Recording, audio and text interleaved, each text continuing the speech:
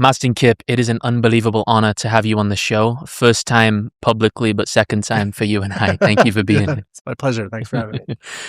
Maybe just spoke off air about the desire deeply in both of us to replicate what we did last time, but wanting to come from just the organic space. But I can't help but begin with something that beyond camera has not left me since our last conversation. And that is, I asked you what you think the greatest challenge in the world today. And before I tell you what you said, do you remember what you said? Kind of. I was in a flow state. I have a general idea, but I'd like to hear what you said that I said. You said that I said that you said that I said. You said, it's not that we disagree, it's that we don't know how to disagree and remain connected. Yes.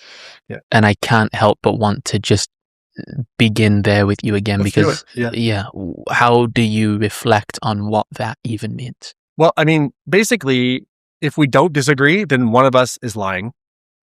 And my purpose in life is to identify and unlock dormant potential and help it be expressed, whether it's in a business or a person. And when you align with what's true for you, it might not be true for somebody else. That's called subjectivity. And there's billions of people on the planet, so we have billions of perspectives. And everyone's born with a unique purpose. And they're going to see things differently on purpose. So unless we need to all see something the exact same way, we have to disagree. And in fact, disagreement is a survival skill, evolutionarily too. So we can attack a problem in many different ways. Yeah. And so what's happening in the world today is, if you don't believe what I believe, then you are an enemy. And that could be both a political enemy, a religious enemy, or personal enemy, meaning in a relationship. If you're not, if my truth doesn't become your truth, then that's a reason for us to be incompatible, for us to fight, for us to be others, versus having what's called theory of mind, where I can know that I have an experience, but also know that you have an experience and know it's different than mine. And while I might not understand it, there's got to be value in it. And maybe I never have to agree, but the least I can do is to understand. Does that make sense? Yeah, the least you can do is to understand. But why do you think that we have gotten so far away from the willingness to understand one another? I mean, the most fundamental basic answer is when you increase levels of stress in the body, the nervous system shuts down the prefrontal cortex, good thinking. We get into reactivity and survival, fight, and flight. And when you put collective pressure on a group of people, that happens in contagion, like with everybody. And so we're in a dysregulated state collectively, so we don't have our good thinking mechanisms available. Plus, you add on top of that, everyone has these, it's not even social media anymore. It's algorithmic media based on your most recent interests. I'm very careful what I like now, because it's like if I like one cat thing, now my entire feed is cats versus just like the stuff I want, which I wish could shift and change. So it's you're getting reinforced with whatever you're believing also. So it's we're in these like little containers of what is comfortable for us, basically. And so if someone says something different, then they're a threat to us because we're already in a stressed state. And I have all this information that says it must be this way. And so we're in these self-fulfilling prophecies and we're not able to step outside and say, you know what, tell me about your perspective. How did you come up with that conclusion? Why do you think that's the right person for the job? Are you interested in what I have to say about it? Right? Or in a relationship, oh, I see that's really triggering for you. Tell me more about it. I never have to agree with you, but if I can understand you, then we've come closer together. So I want to go to two places. We're under threat. We're under threat collectively and then also in relationship. Basically. So I want to go two places here. I want to go into the consequences of that on an individual level and also the consequences of that on a global scale. Let's start with individual. What are the consequences of not knowing how to disagree and remain connected on an individual level? I mean, you'll just be alone. Whether you're physically alone or not, you'll be alone. Like you could be physically next to somebody and a million miles apart emotionally. So you will not be known. Or you'll be in relationships that are very fragile or shallow. And you'll wonder why it never worked out for you. Like you'll look around and go, why does everyone else have their act together? Or like, why is everyone else in my life progressing and they're getting married and having kids and I'm like the one that's left behind? It's because I can't really be the person who can get into other person's perspective for there's lots of reasons why people can't do that. Or if I'm in a relationship, I either become dominated by someone or become dominating to someone because they have to either agree with my reality or I have to agree with their reality, one or the other. And both people are not being fully known either. And if you're the person who's always agreeing with somebody, no one's going to really know who you are. You're never going to really feel known. And the people who you're agreeing with, you never give them a chance to know you, to disagree with also. Yeah. And vice versa. So I think that the consequences of not being able to disagree are you don't grow, you don't rupture, you don't repair, you end up alone, you end up isolated, you end up sad, you end up behind, you end up wondering how you got there in the first place, even though all this time has passed. And then you pass it on to your kids, if you're lucky enough to have them. Yeah. And so, I mean, there's a lot of negative consequences. And what are this is so profound for me. We could geek out. We could do a whole 3-day weekend just on this, because I want to understand how somebody can develop the skill of allowing themselves to disagree and remain connected when they've spent their life being quote unquote agreeable. Sure. So let's talk about the phenomenon, so we have a label for it. So what we're talking about here is called differentiation. So when we're developing, the first thing we have to do is we become ourselves. That's called individuation. So I'm becoming who I am in the world. And as I develop a sense of self, it's super important that it's different from my parents or family of origin. So that's because teenagers will start to really rebel or whatever. That's developmentally appropriate. If you're doing it when you're 40, maybe not, right? But at 15, 18, sure. And so I become myself. And then I go out into the world with all these other people who are doing the same thing, becoming themselves. Yeah. But we have different perspectives. We're trying to tackle different problems. And so eventually we have to form new teams as this person that we've become. And now we're going to disagree. And if we continue to individuate, we'll just continue to separate, right? So if in a relationship, if you're together and then you individuate, it's called a divorce. Okay, that's what that's called, right? Differentiation is, I'm going to stay here with you, connected, differently, and you're going to do the same thing. So you're going to be you, and I'm going to be me, who we really are. But you know what? There's going to be some tension there. There's going to be some disagreement. There's going to be some heat. Yeah. And it's going to surface whatever's unresolved from my history, typically, from childhood and stuff like that. And especially in intimate relationships, your specific wiring and mine will be uniquely opposite. Yeah. So the one thing that triggers you is my favorite thing to do, or vice versa, right? And so being able to work that through and work that out is also how we grow. Yeah. Our subconscious wants that on some level, which is why we get the same pattern over and over and over again until we resolve it. And so what we're talking about is differentiation, which is we are different together, and we actually value that. We value that. Yeah. So have we gotten confused then in relationships in thinking that to be compatible with someone means to see the world the same way as Correct. That means one of you has to collapse. Or another word for that is emotional fusion, right? So like if you look at like why people get divorced, they cite irreconcilable differences, which means we can't be different together, basically, right? And some people have irreconcilable differences, but differences grow you. What you have in common will bond you, but your differences will grow you. Yeah. Do you think a lot of people get divorced because they haven't even tried to be different together? Almost like they've just given.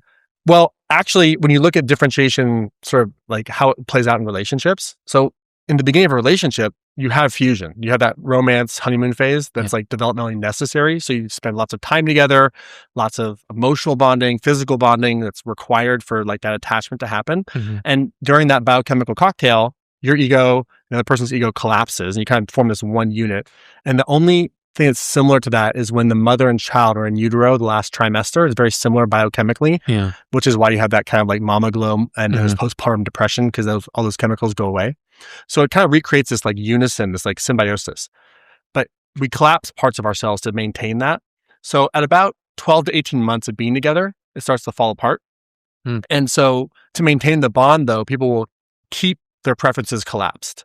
Right. So it's like, well, in the beginning, I didn't really matter what the temperature was, because whatever. And now we're 18 months in and it's really hot in here and I want it to be at 60, not 70. And I don't want to say anything, but I want to rock the boat. Right. So that type of stuff starts to happen and it's necessary, but people don't work it through. So you end up having one person collapse, one person who's kind of dominant and you just move forward in time. I almost feel like the reason for that is because it feels like you don't want to be seen as having buried your truth for that amount of time. Like it's hot in here 18 months in, but it's been hot for 18 months. And I don't want to be seen that I've been denying my truth for 18 months. Possibly. So, it's very possible. Yeah.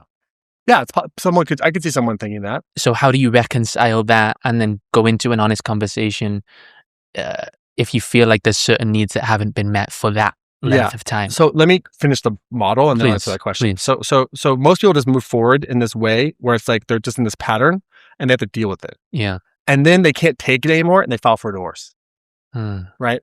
So that's most relationships end in a divorce. Now, sometimes differentiation sounds like I want a divorce. But what you're really saying is something in me is waking up and I can't do this anymore. So the question to ask yourself is, do you want to divorce the person or the pattern? Because those are different things. So it is normal to get so frustrated that you want to give up. That is where you start to differentiate again, basically. So the chemistry is worn off and you've been in this thing, I can't take it anymore. What you're saying is my sense of self must reactivate. And so you can either cooperate with that together and know that that's a pattern that can happen and celebrate someone setting a boundary, celebrate someone saying, wait, you never spoke up on that before. Now you're speaking up on it. This is great. I need to know you at a deeper level. I didn't even know you liked it at 60. Let's figure that out, right? Let's get a thing for let's talk to Ben Greenfield and figure out how to get the thing in here cooler. You know what I mean? Like, we'll figure it out. So you can recognize that as desire wakes up, that you're actually celebrating and loving that person to get to them at a deeper level. And when you disagree, to see it as two people being more authentic and to be on the same team, meaning we're going to learn how to disagree well, right? And if you can do that, now a new sense of self emerges, but in relationship, and we can have what's called synergy, and where we have a new we, but we're both fully known, basically. So that's the whole pattern. And then it starts all over again, where you go back in love, and you have this whole romantic phase all over again, and then the pattern continues, basically. That is so powerful. You are like just a bucket of gold, because that statement, I'm going to use that now, is, do you want to break up with the person or the pattern? Yes. How do you know? It really depends on what level of game you're playing. Okay. Like, what I mean by that is, like, are you in it for spiritual growth or are you in it for convenience? Like, I play a spiritual game. Okay.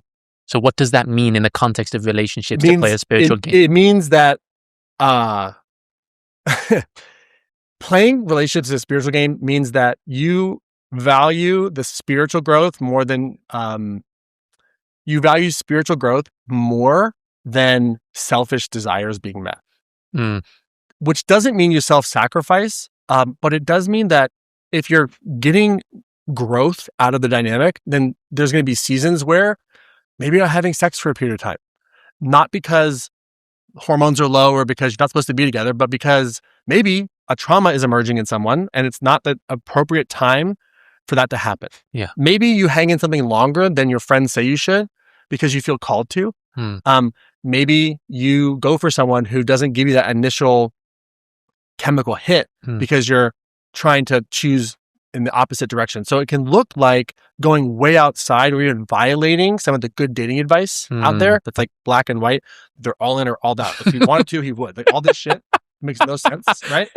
It's like if he wanted to, he would. Those phrases. Yes. Now, this is a powerful distinction that I really want to break down, because I think a lot of people, myself included, for a long time have gotten confused with what it actually means to be in a lasting, healthy, intimate relationship.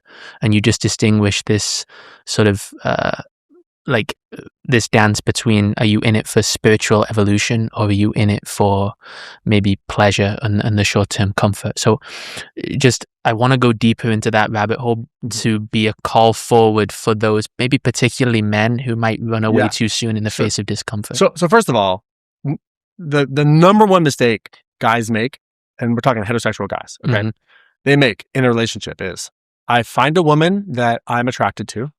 I'll say it this way. They find a woman they're attracted to and they get turned on by her. And their first impulse is to control her. The right thing to do is to set her free, because everyone else is trying to control her. And if you can set her free, you will have her heart. And that's something that a lot of guys don't understand, is that if you can find a way for your woman to feel free, she will worship you at the deepest level because nobody has given her that gift. And so what happens is a lot of the dynamics you're describing is about control.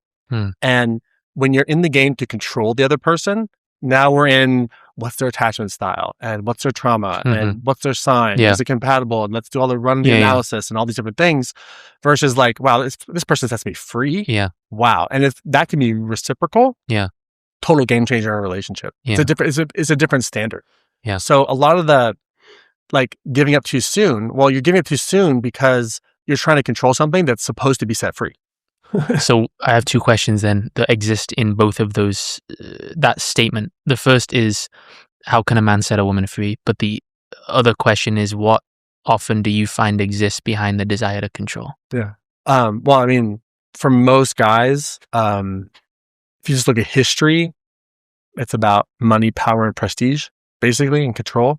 And if you look at a lot of the publicly known sexual abuse movements, right? It's never really about the sex. It's about the power. Like when you really talk to the survivors, I have clients that have been in some of those high profile cases. It's always about the power. It's never about the sex in and of itself or the desire. And what happens is men will, there's a whole incel movement, involuntary celibates, where they basically don't know how to have sexual relations with a woman. And so there's like a lack of understanding the other side. And then there's a lack of desire being met. And that starts to form like a rage or like an anger, basically. And undeveloped men will take that out in like physical violence or other ways. Developed men will find, some type of passion to channel that into or physical movement or something like that. And then learn the skills of relating to the other person, specifically the opposite sex. And so it can manifest in really dark ways, but that's basically what we're looking for is power. But there's different types of power, right?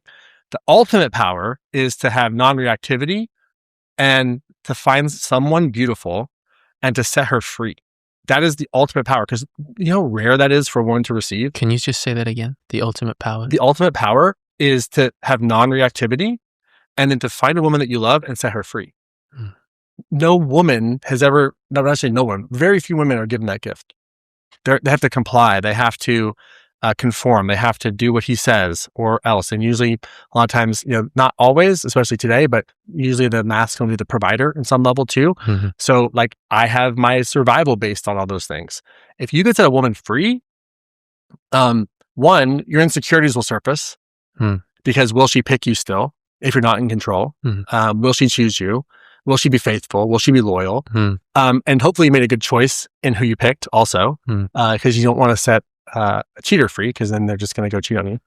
This is such an interesting piece, and I want you to continue there, because what I'm starting to pick up is that like the desire to control and the desire to set her free are both attempts to get to the same destination, which is this sense of loyalty and commitment and deep reverence for one another. One's a dysfunction. One's based on compliance and one's based on choice. Right? So one, you can try to organize someone to comply. But it's not true. It's not real. When it's freely chosen, that's the best. So what does that look like on a practical level to set a woman free? It looks like noticing what she loves and giving more of that to her. It looks like if she's like a big, bright, inner light person, to like let it shine, encourage it to shine, don't dim it, don't be insecure. If she may be better at certain things than you, let her. Encourage her. That's a big one.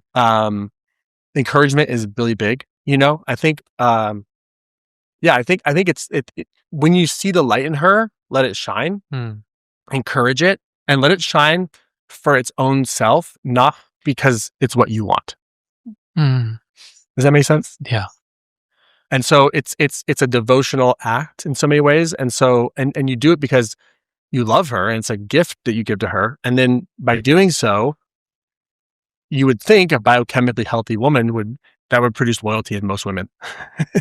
I have an example here, and my partner sat behind the camera. You just mentioned like if she's better at you than some things, let her be. My woman is a badass business marketing fucking genius. And earlier this year, we ended up splitting our business relationship. But I think a lot of that occurred because I couldn't handle the fact that she was better at me than a lot of business endeavors. And I think it triggered in me the feeling that I'm not a successful entrepreneur and I'm not I don't know, can you, like, if you were to support me in breaking down what was happening, where would we go? And I know that she's like right there behind the camera, but like, what I would say is that it takes a big man to let her be bigger. It takes a strong man to let her shine. And I think that what was happening is you were equating your sense of purpose and pride in a skill set that might not be your like calling. Yeah. And so it's a misappropriation of your power, probably, you might guess. Does that feel right? Yeah. So that's not what I meant to do, but because I think that's a thing that I'm deriving my sense of worth from, or power or ability. If she's better at me than it, then I won't be valued and loved. Yeah. So maybe you're man enough to let that go.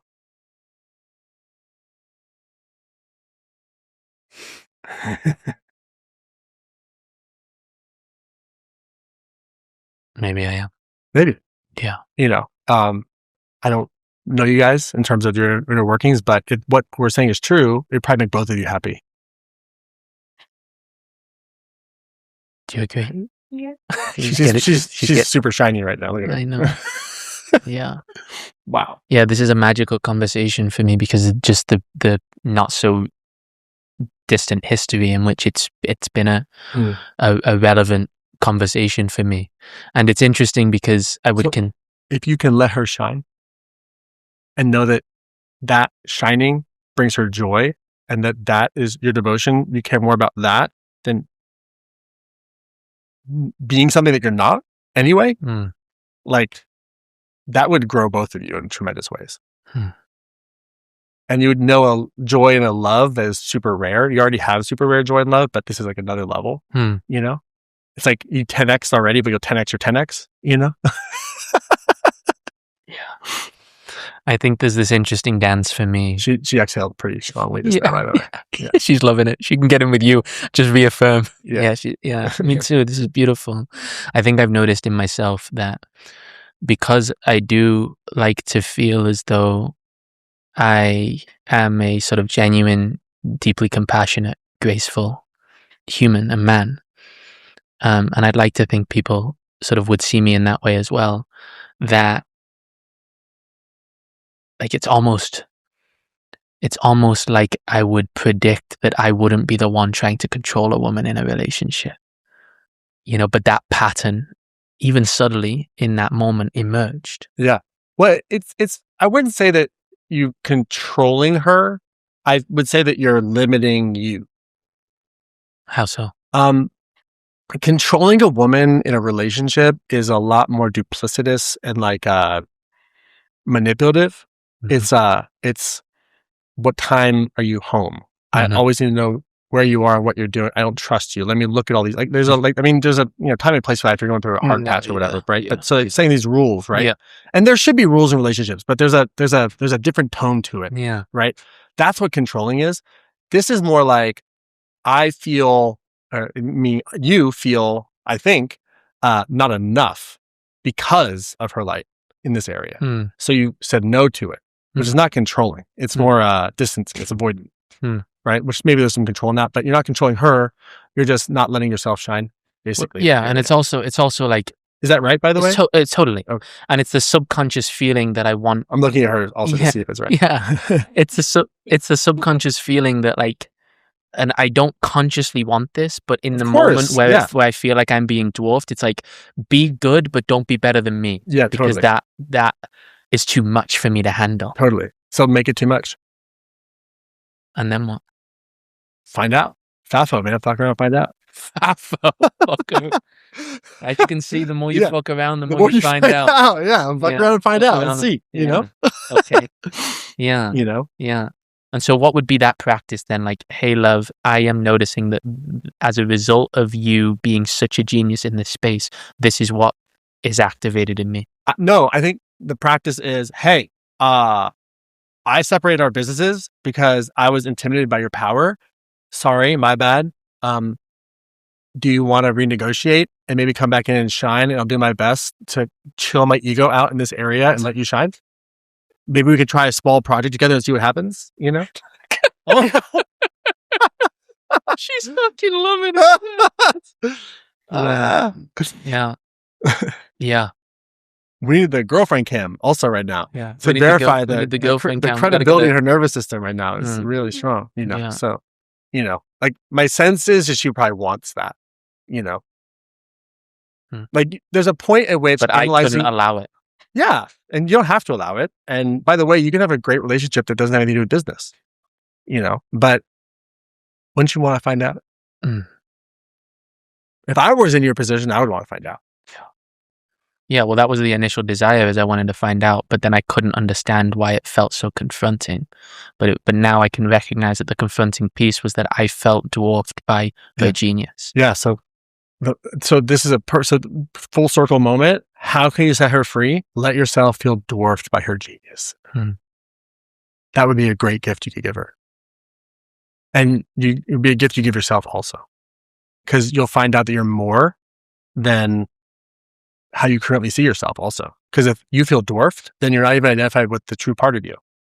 Because if you were that great at it, she wouldn't be better at it than you are. Yeah. And then, and that also brings up the part of me that, like you just said, like, why do I have to be that great at it in order to be deemed worthy as a man? Yeah. The short answer is programming, trauma, and comparison. Some version of those things. And for me, how should I put this? There comes a time where introspection is super valuable, but it's like, what are we doing about it? Right? So it's like, you know the pattern. We've discovered it in this conversation, right? So what do you want to do about it would be my question to you, which could be, I can identify the wound and figure out where that came from. Okay, let's find out. Yeah, I mean, the wound feels quite clear to me, and it may be a sort of stepbrother or stepsister of the initial wound, but like growing up to a family of professional athletes, my father played for Manchester United, my mother was a professional dancer. Like this collapsing performance with love has been a very deep pattern for me. And like, if I'm not performing, then I'm not deserving of love. There we go. So you're not competitive in it at all, are you? In anything. You're probably super non-competitive. You probably just hate winning. No, I'm being sarcastic. I'm messing. Like, you missed that one heavy. I'm messing with you. No, I am. No, you're super most competitive. Yeah. So play the right game and win at the right game. Okay, you're trying to win at business, but this is like win at your soul. What's the difference? What does that mean? Winning at your soul means I'm here for a purpose that's bigger than this role in this business. And by allowing her in to shine, I can shine even bigger. So why have I collapsed then? I hope this is okay. It's totally fine. Yeah. This is about you, not me. So it's fine. Fine with me. So why have I collapsed? This is fascinating for me. Why have I collapsed the fulfillment of my purpose with being good at business? I mean, most people combine those things, right? But your purpose is not just business. It's just one manifestation of it. But also what you're doing in your business and who you're being in your business is more than an operator or a marketer. It's like the actual talent, right? Which is like really owning that. Like, I don't hear you saying that I feel competitive at the thing I'm uniquely gifted at. I don't feel competitive at this at all. That's what I'm saying. Yeah, so that's what I'm saying, right? So like, I'm hearing you say, I feel competitive at something I'm not even good at, really. Well, on something I don't even know if I want to be good at. Right. So notice that, right? And then let it go. And let this beautiful woman do it, because you're not even good at it and you don't even want to. So you can shine over here, which is what she probably would love. This reminds me of a hilarious conversation we had in Florence in Italy, where it was the first iteration of the business, and she jumped in to sort of support me in an old iteration that had died. And we had this epiphany in Florence, Italy. It was like, we are trying to go through people we don't even want to talk to get money from the people that we don't even want to serve, to then serve people we don't even want to serve. Yeah. It's like we're jumping through all these loopholes to eventually serve the people we don't even. What the fuck are we doing? Yeah. So Good question. yeah, good question. Yeah. That's a really interesting concept for me because you're right. I don't feel competitive in the podcast space. There's an innate knowing that I feel very gifted at this, and it feels like I can just allow myself to be supported in other ways. Totally. But I feel competitive in the business space because subtly I feel like I'm not a good businessman. Maybe you're not compared to her. But it doesn't mean that you're not a great man. It doesn't mean you're not great at business, right? Because in our space, like what we do, the personality, like there's a parasocial dynamic happening, right? Like the audience feels like they know you at some level, Yeah. right? Maximizing that is the highest leverage thing you can do in the business, not being good at ops or charts or. So what does that mean? response. What does that mean? It means like be your true self and like let that be supported. Yeah. So that you can free up your time to do those things more. Yeah. So Like- how do you reconcile this then in the perspective that like I love the work. Like I love coaching. I love Yeah. podcasting. I love the actual operations aspect. I despise. So where's the problem? I don't see the problem. Because it I feels feel like if I part of me feels like I'm not allowed to despise that if I want to go to the quote unquote next level Right. So do what you're not allowed to do then. and despise it. Yeah. And then what?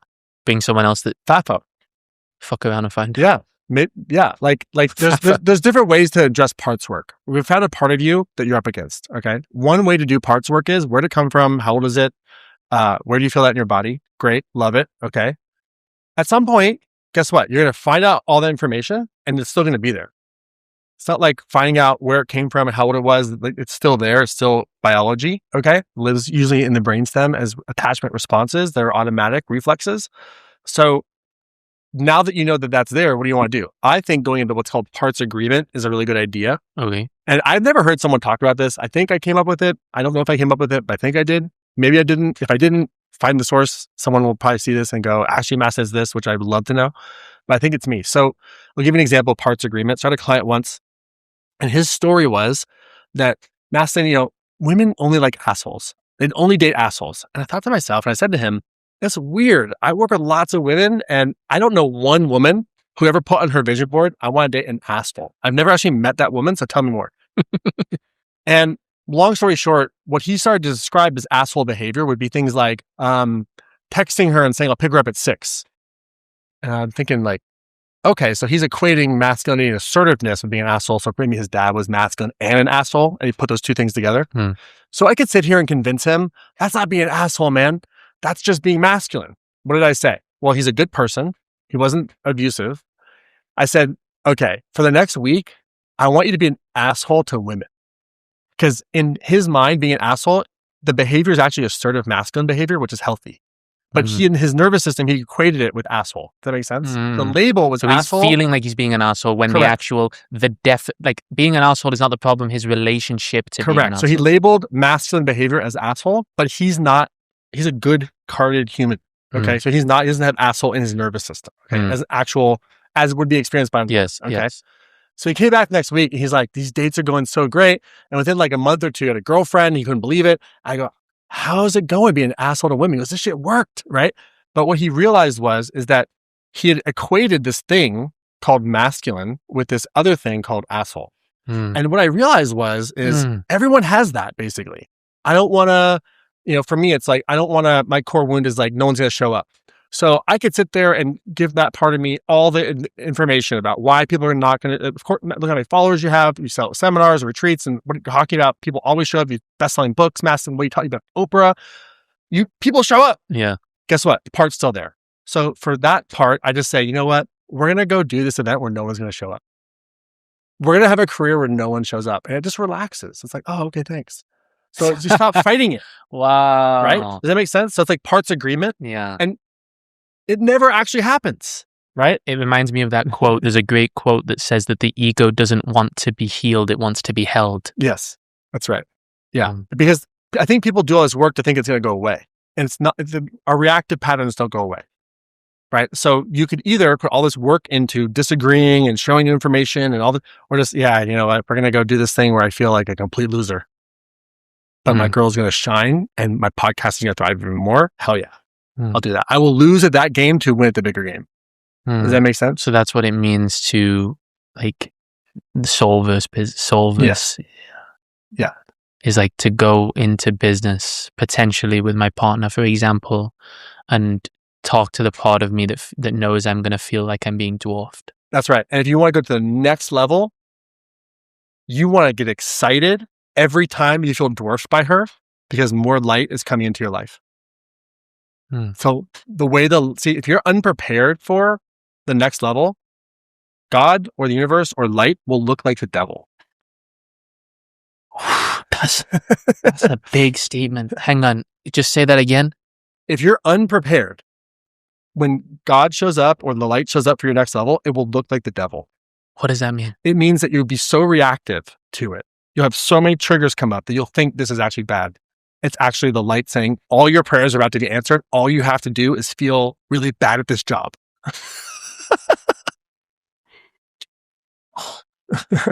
So all I have to do is feel really shit at business. Yeah. And your prayers will be answered. I promise you. Mastin, this is blowing my fucking mind. I've always thought that all I have to do is get really good at business. No. And you're telling me all I have to do is allow myself to be shit at business, and all my prayers will be to feel like to feel like I'm shit. Like for me, every time I'm like, everything is about to leave, I'm like, oh my God, light is coming through. I have abandonment fears coming up. God is near. Oh my God. It looks like the end. The light is so close. And people around me are like, Mastin, you're fucking crazy. And I'm like, just watch me do my thing. And every time eventually I hang, I don't react. Next level emerges. And they go, you're so lucky. I always knew you could do it. Right. And it's like, I've been through that pattern so many times. And every time you level up, it's going to show up in a more overwhelming way than before. So every time you hit a personal record, it's just as hard. Does that make sense? So right? It's like the illusion is that we think it gets easier, but it doesn't get easier. It doesn't get easier, but the scale gets bigger, right? So your personal record used to be curling 5 pounds, and it was 10 pounds. Now it's 100 pounds, right? But curling 110 pounds is just as hard as going from 5 to 15, right? So it's like the personal record is always challenging. But if you look back, you'll be like, well, what used to trigger me doesn't trigger me at all anymore. But the next level does, and it feels the same in our system. So we're trying to get rid of that without recognizing that's just what we have to live with and work through and welcome so that we can step into the next level. So when I feel the most abandoned, my self-talk is that I use sort of like Bible Kabbalistic languaging. I see the darkness as the opponent or the enemy, but it's like an impersonal enemy. It's not like an actual enemy or opponent. And it's actually a positive force disguised as negative force. It's actually for me to give me this reactivity to make a choice that's greater. So when I'm in reactivity, my self-talk is, the enemy is here. The light is closer. Stay. Just stay. Do not react. And most of the time, I'll react inside, but I won't react outside. I used to just react outside and spill it out and fuck it up the next level, and it wouldn't work out. And I'm like, why am I not graduating, right? Because reactivity. So now I just feel it in my system. 9 times out of 10, I won't pour that into my actual life. If I do, I'll tell someone like, hey, the enemy's close right now. It's all around me. And just love me right now. And I'll tell you what happens later. And most of my friends and people let me know what that means. And it's not superstitious. It's not like demonic. It's just like reactivity. It's like a reactivity in my system, or the opponent, or Kabbalah. They call it Satan. Yeah, it's the same idea. Or trauma responses, however you want to think of it. It's this resistant pattern. So I'm so familiar with it though that I can feel it coming, and so I hold it.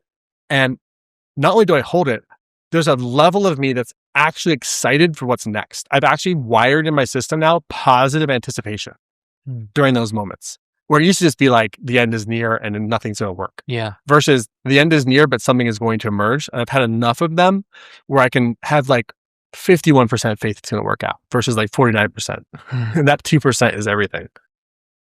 Do you have a specific example in which that sort of experience has unveiled itself for you? So many versions of it over the years. One example would be one of the biggest levels up I had early in my career was somehow Oprah found me and had me on Super Soul Sunday, which felt like made no sense to me at all. Like, why? This is like Eckhart Tolle and Gary Zukav and Wayne Dyer. This is a platform for like spiritual thinkers. I'm like 28 years old. It does not fit. Yeah. And I got to invite Gabby Bernstein Reforlio to join me, but like I remember like in Los Angeles, Gabby and I were on the same flight, Delta flight from Los Angeles to Chicago. And I'm sitting there like wondering if I should even get on the plane. I'm like, I don't even want to get on the plane. All this reactivity is happening in me. And Gabby was there with me and we kind of talked it through. And thanks to her, I got on the plane. Right. And then like being interviewed by Oprah, like I don't even remember the interview. I was like just checked out and for sure thought it was horrible. Like this is bad. They're not going to use it or whatever. And then when it came out, not only was it received in the most powerful way, Oprah DM'd me and she said, by the way, Maya Angelou watched and she loved your section, just thought you should know. And I was like, thought I should know. I started crying, right? I was like, holy cow. And then I thought back, I almost getting on the plane. Now Maya Angelou loved my thing on Super Soul Sunday. This is like, what's happening in the world, right? And that was one of the first moments where I was like, maybe it's a pattern. So I started to look back at so many, like I worked with so many clients in music business previously. I could start to see that pattern. And it took a long time to develop a really positive relationship with that pattern to the point where I can anticipate it now for the most part. And also when I'm working with people I know, I can see it easy. It's way easier with somebody else. It sounds like another way to put that pattern based on the language you've used is that like where the enemy is, God is near. Not only that, where the enemy is caused by the desire in you that's emerging, that's causing the reactivity that you get to choose through to be more like the creator, be more like God in that moment. That's how you expand in Kabbalah, that you expand your vessel by your choices. So in the presence of greater darkness, I choose greater light to be more like the creator, to be more like light, to be more like God. That is the whole spiritual game, right? And so my reactivity, my soma, my trauma responses, that's the darkness. So I'm experiencing it. It's happening, right? And I'm still choosing to align with abundance and joy. I'm not pushing them down. I'm not to show shame from them. I see you. I love you. You're with me. But the reason why you're here is because I'm expanding and you think it's not safe. And the trauma responses, the enemy, whatever you want to think of it as, is a history report, not a prophecy. It's all based on the past. Trauma response is a history report, not a prophecy. Correct. Trauma response is a history report, not a prophecy. Since I wore a younger man's clothes. That is Piano man in the back. Piano man, amazing. It reminds me of something I saw of you on Instagram saying that I'm going to butcher the full essence of the quote, okay. but that basically your role is to teach your nervous system that fear is not a stock sign. Correct. Yeah. Most people feel fear and they stop. And for me, actually, I'm at a point where if I don't feel fear, I'm actually afraid. It's almost like yeah. Fuck, like I should feel afraid. Yeah, like where I stopped growing or something like that, you know. But basically, like I'm all about growth, so I'm facing fear on a regular basis, and I have like big goals, and so I get big fear. It doesn't. That's how we're wired, right? It's like we have amygdala, we have a nervous system, we have automatic responses, we have a vagal system. There's all these different things, right? Trauma responses, soma, all these things. You can't go into something new that you've never been in before. It's more than you can handle and not be afraid of it. This is how it works. It's just like the biology of it, right? So surrender to that and recognize that when you're afraid, this is not like someone has a gun to your head. Like if you're in mortal danger, it's different, right? Otherwise, it's a sign calling you forward, right? That's why I think a couple of years back, Tim Ferriss went viral for like the fear list, right? Same idea, right? So it's just like you face your fear. Every story is about courage. It's about facing your fear. It's about recognizing that you're more. If you do it dedicated to a purpose larger than yourself, right? Even better, you'll be supported by life in a greater way. But fear is a necessary ingredient for growth. Without fear, like you're not really growing, you know? So you're actually worried when you're not afraid. In some ways, yeah. Like it's like I could be peaceful. I can find peace. I can find stillness. But generally speaking, if I'm not slightly freaked out, I'm not really growing because I know I can be taking a little bit more risk. Yeah. You know what I mean? Yeah. So it's almost like it's a sign that you're not close enough to your edge. Yeah. And then sometimes I go over that, like, okay, back it up, a little too much, you know? So it's like a dynamic. It's not static. It's like a dynamic. Yeah. That's another interesting dynamic for me because it's like I can feel all the times in my life in which I have taken major risk.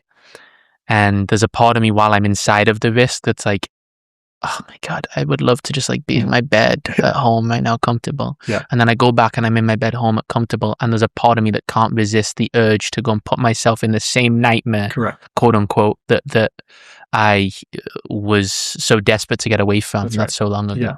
You know, it's like wherever I am, I think I should be, part of me thinks I should be somewhere else. Totally. Yeah. I mean, I that's sort of what I'm saying. I think what I'm saying is like, that, like if you just surrender to the fact that's how you're wired, to like be on or off and just do them better, right? Like do on better so that like you're in something that you don't want to escape, but it's still intense and it's growing and has purpose. And then you're off. Like there's a balance, right? Does that make sense? Yes. It's like, I mean, it's also this deeper underlying constraint that wherever I am, I superimpose often that I'm doing something wrong wherever I am. Like this is too intense. I shouldn't have made it this intense. Yeah. I overcommitted myself. It was overwhelming. And then I'm at home, like I just had wisdom teeth surgery last week. It's like I've rested too much and I shouldn't be in bed this long. And it's like, no. What I'm hearing you say is just allow yourself to be in the polarity of the intensity and the rest. And when you're in that self-talk of what you're not supposed to be doing or what you should be doing differently, the light is close.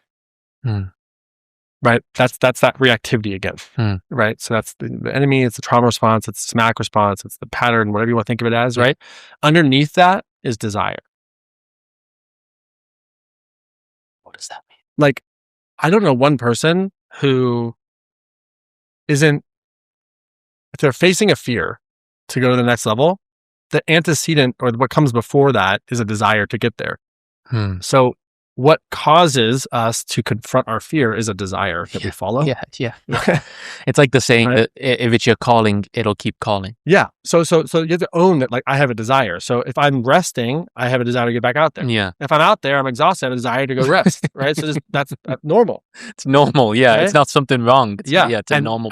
Guess what? I can predict in your future that you're going to keep doing that. So you might as well do it better. Yeah. Does that make sense? Yeah. You know, so like I know in my system, when I have a level up right now, I can't talk about, but it's like a major level up. And like we were talking about like what I've been doing last month. I've been proactively non-reacting to my reactions basically. Cause it's been, my nervous system is like, I'm the nervous system guy. And my nervous system last month has been like, bro, alarm bells times 1,000. And I'm like, I knew this was coming, and I have not been doing anything other than finishing this thing and not reacting outside. On the inside, I let it fully run its course. But on the inside, and also I knew it was happening because I could see the opportunity manifest. I go, well, the enemy is close. Yes. So let's go into this here then, because my initial wanting or desire to understand here is when you tell me that your insides are going virtually apeshit, but on the outside, you are not reacting to the reaction that's happening inside. Some might say, well, that's performing. That's not being authentic. How do you reconcile that? Well, it's called maturity. Yes. I don't have to, I can be authentic and not dump on people. One, also, emotion comes and goes. The work we do stays. And so it'd be one thing if I was saying that's not happening. Yeah. Or if I was pretending it wasn't happening. Yes. There are people that I tell it's happening to. Also, there's a time where I'm executing where it's not the time to do it. If you're on the court and you're playing, right? That's not the time. Yeah, it's not time to collapse. No. Later in the process, right? So it's also timing and strategy and maturity. And so, you know, what does it mean to be authentic? Well, if it means that I let every emotion run every conversation, that's more like being an authentic child than an authentic, mature adult. And so I can be one, authentic, and also focused on something. And also, I don't share what I'm going through. I share what I've integrated. Like I'm not one of these, like I don't feel safe. If I'm a professional coach. That's what I do. I work with people at a very high level. Yes. Okay. If I was processing out loud what I'm going through right now, nobody would feel safe around me. Oh my God. Right? So it's like a way of getting safety also for my team, for my clients, that like, yeah, I'll share a lesson that I've integrated that I'm congruent in. Yes. I'm always going through something, by the way. Always. Right? Always going through something. But like I can still come off regulated. I can still come off mature. And also, I don't need to give you that labor. That's a labor. It's emotional labor to give that to a client, to give that to people. They don't need that. They're coming to me for something, right? I have outlets for that. Right. So it's placing it properly also. So like, what does it mean to be authentic? What would that mean? Right. Does that mean just emotionally vomiting on people? That doesn't feel authentic to me. Authentic to me means I'm going to serve this person, serve that person, serve myself, and create the highest good. Does that make sense? Yeah, I think we've gotten it maybe misconstrued in large part in society that true authenticity means like authenticity as a leader means to let all out what you're in at this moment. So that's really a refreshing take. If I was an influencer, if I was someone who that's what people came to me for, maybe it's appropriate. Does that make sense? Yeah. Like there are people who do that and that's part of how they do it. But they're also usually like not the person who's like responsible for helping someone with their mental health or reaching the next level in their company or in their relationship. Really profound. Right. So it's like, for example, right. If you're a rock star or an actor, you have different expectations of a professional in that arena than someone in my situation. Right. If I was behaving like a rock star in my position, with drugs or alcohol or whatever it might be, right? Or philandering like an actor, like or something like that. Like we expect certain people to do that. And we want them to, right? Yeah. So it's context, right? So for my position, my role, that's not who I am. It's not authentic to me. It also wouldn't be appropriate for that role, right? So it's like, but there are people where that's appropriate for their role. So it's also like, what does it mean to be authentic? In the role that I'm in, it's not who I am. It's also not what I serve. But there are people who do. I mean, there's a whole get ready with me routine with influencers and stuff like that. I don't have any shade on that, but those people usually aren't responsible for the mental health of other people. They're usually like doing some kind of product or service or something like that. That's not like working with someone's psyche and soul and karma. I mean, this is interesting because it's almost like what I'm hearing is that there is a tact to the game. Yeah, that's the way. And also it's like skill. Context. It's context. Yeah, I'm. People look to me for answers, and so I have to model that. Otherwise, what I say doesn't matter. Yeah. And I think some people on social media like follow different people for different reasons. Yeah. And there's a whole category of people that I have friends of mine that their entire business is, hey guys, this is what I'm going through right now. And not one of them is in the mental health world, by the way. Right? They're appropriate for what they're doing. Yeah. And it makes perfect sense and it feels like completely aligned.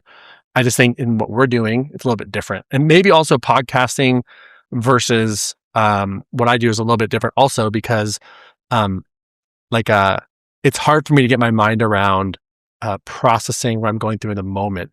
I think one of the coolest things I've seen recently, which I think you took down, was Hormozy talking to Tony Robbins. Totally powerful. But if you look at that in so many ways, like it's after the fact.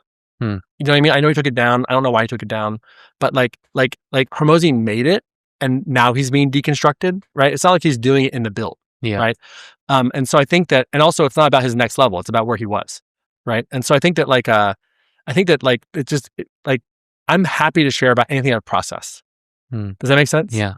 So I think, and it sounds like the reframe is not that you are quote unquote hiding. You are choosing to be responsible for the path that you are committed to. Yeah, and it's situational context, right? Like, is it appropriate? Is it in the person's highest good in front of me?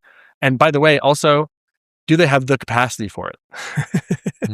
Like, I would never hand. It's like I would never hand. Like, say it's authentic for me to curl 75 pounds. Okay, I would never hand it to someone who can't hold that weight and go, here you go. It's authentic for me, so you should hold it. This is authentic for me. And I can say, oh, maybe I'll give you the 30s, because I'm aware of who you are. Or, wow, you do 100? Damn, show me how that works, right? So like when you're looking up, like, what are you referring to in that? If I can only do 75 and I can do 100, it's like, well, show me how you do that. So that's like almost like mentor-mentee type relationship. Totally. Right. So when I totally get that now. Yeah. And what I hold is like, for most people, I would say they would consider it intense, my experience. So I don't. But have you had to build to that? Build to what? You said what I hold people consider to be intense. Like if you had to, so much of your work surrounds nervous system capacity. Yeah. So I'm assuming that you've had to build your capacity to be able to hold that level of intensity. Well, it's always been the same intensity, but the outside world gets bigger. It's always felt the same intensity inside, Yeah, but the outside. because I'm always pushing the next level. Like if I had stopped at any of the levels previously, it wouldn't feel intense. And also there's been so much momentum and so much like growth and stuff like that, that like the conversations, like most people like would freak out at the numbers or would freak out at the risk profile, would freak out at the potential upside or things not even possible. Right. Yeah. So it's like, it just get rarer and rarer and rarer to one, be able to talk to someone who has context. And then two, the emotional piece of it is, do you have the ability to not take it personally? What I'm saying. Because I come off super direct in my relationships, and like maybe I'm spectrum a little bit. I'm not sure. Everyone seems to be on the spectrum these days. I don't know, but like, I'm just super direct on things. Yeah. And so I think like I'm also aware like what's someone's capacity for that. So I give people chances to demonstrate their capacity. Probably my biggest flaw is I what's called positively project my own capacity on other people, and many times they don't have it. So I hand the 75 to someone who can't hold it. I'm like, what happened? And then I hurt my own feelings. I hurt my own feelings. Yeah. Yeah. So I try not to hurt my own feelings as much as You try not to. Where does faith play a role in this? And the reason I ask is because one of my favorite quotes I've ever heard from you must have been, I think, 13 years ago. It may have been on Oprah, where you'd shared moving into the pool house, and it was, how big was just for context, remind me how big? 8x8, the pool house. 8x8? Yeah. And you had shared that you were speaking to God, and you said to God, like, why am I in such a small space? Yeah. And the response you got was, because that's the size of your faith. Yes. Yeah.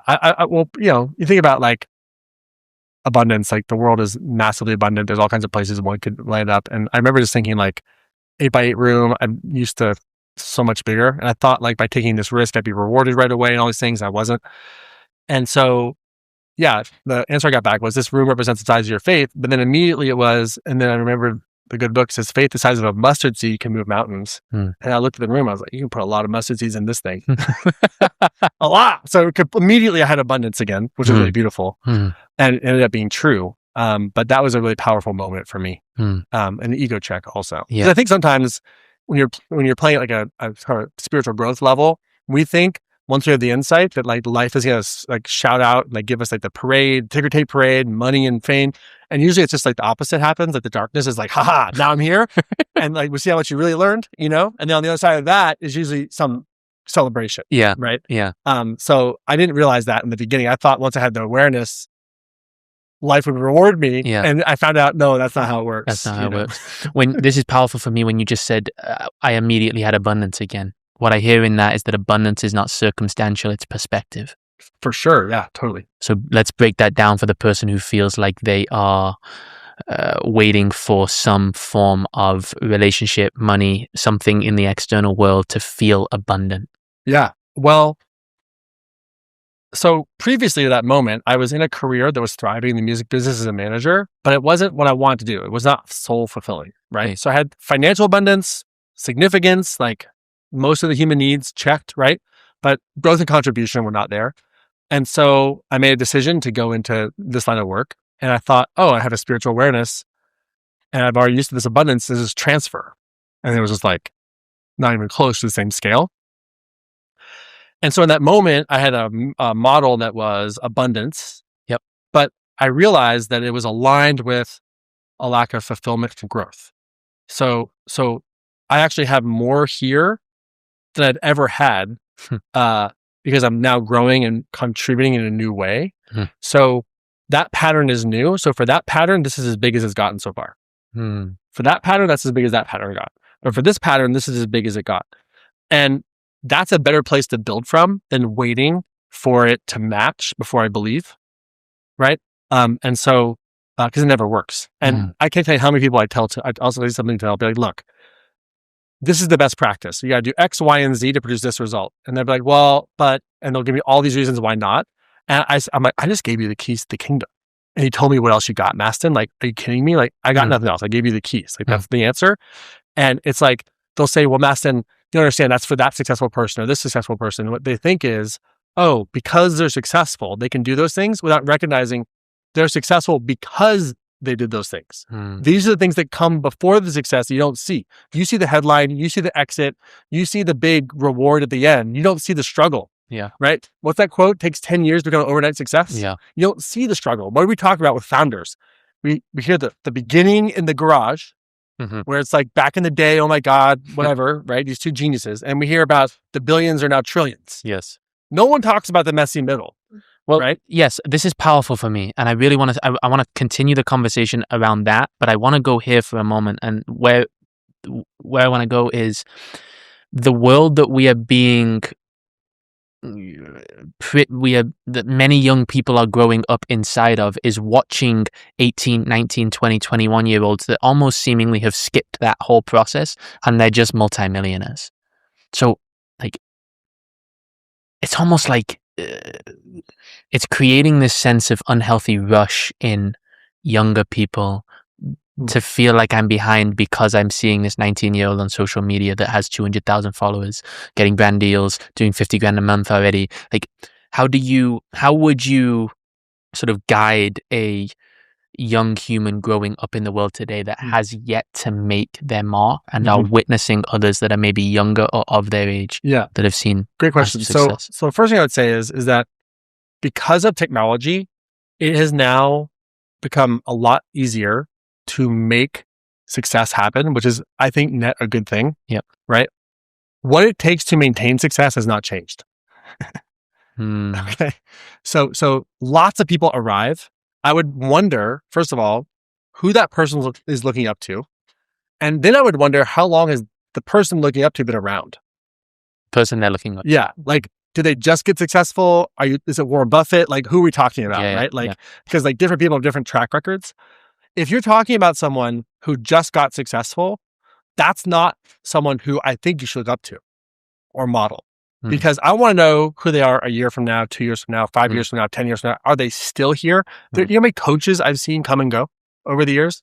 And like, usually it's like a coach will get super successful in business or life or spirit or whatever. Everyone will be all about what are they doing then they go be like, then they have other little people are kind of like trying to be like them because that's the successful thing. And then that coach will fall and then have an authenticity moment of like, I was abandoning myself and now I'm going to have an authenticity rebrand or whatever. Like I see that happen so many times. No shade. It happens all the time. But then most coaches or people won't make it through that fall to come back. Right? I've fallen and come back like, I don't even know weekly for a long time, you know? And I don't also make it super public spectacle of it because it's like not what I'm about, but like it happens so much. So it's like, who are you looking up to is the first thing I would say, right?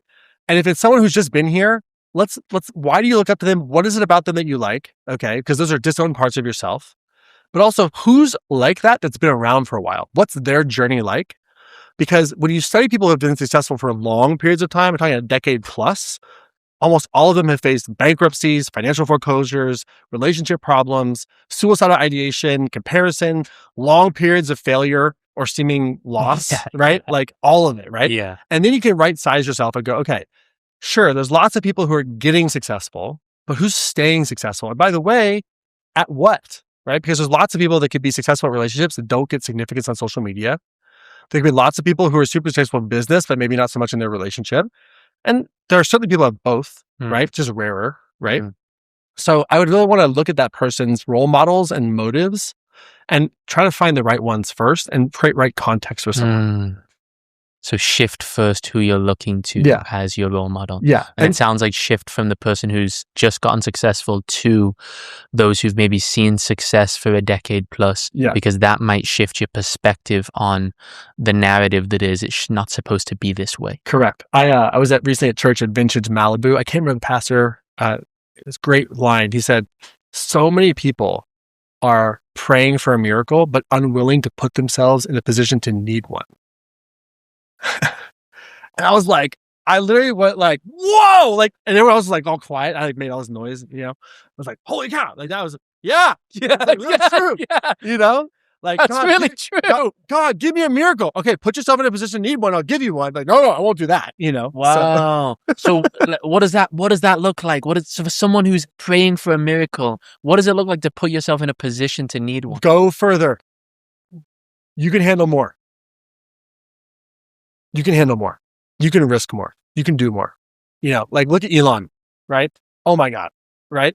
Like that guy, could you even imagine the amount of fear that's in his nervous system that he does not project on other people? Like, oh my gosh, right? Everyone's like, he's cutting like $100 million a month of deals now with Google at SpaceX for like compute and stuff. People are like, oh my God, this is amazing. SpaceX is going public for trillions of dollars. Like, he has $1 trillion nervous system of fear. Like he's metabolized $1 trillion of fear in his nervous system for all this time. He earned it, right? Like how many people make all that money and then put it all in two companies and risk it all, who become the chief technical or whatever officer because no one else is going to do it, try to buy ICBMs from Russia and stuff like that. And you almost lose everything blowing up rockets. People think you're crazy, right? Mm-hmm. He earned it. Right? He went to the edge multiple times. He slept on the floor of Tesla as a leader, right? Like, who does that, right? Mm. Very few people, right? And guess what? Everybody has that same potential. God calls all of us to that level if we want it, but we're unwilling to face the fear and pay the price on a nervous system level. He has all the hacks. He has all the AI you could ever need. He owns all the AI you could ever need.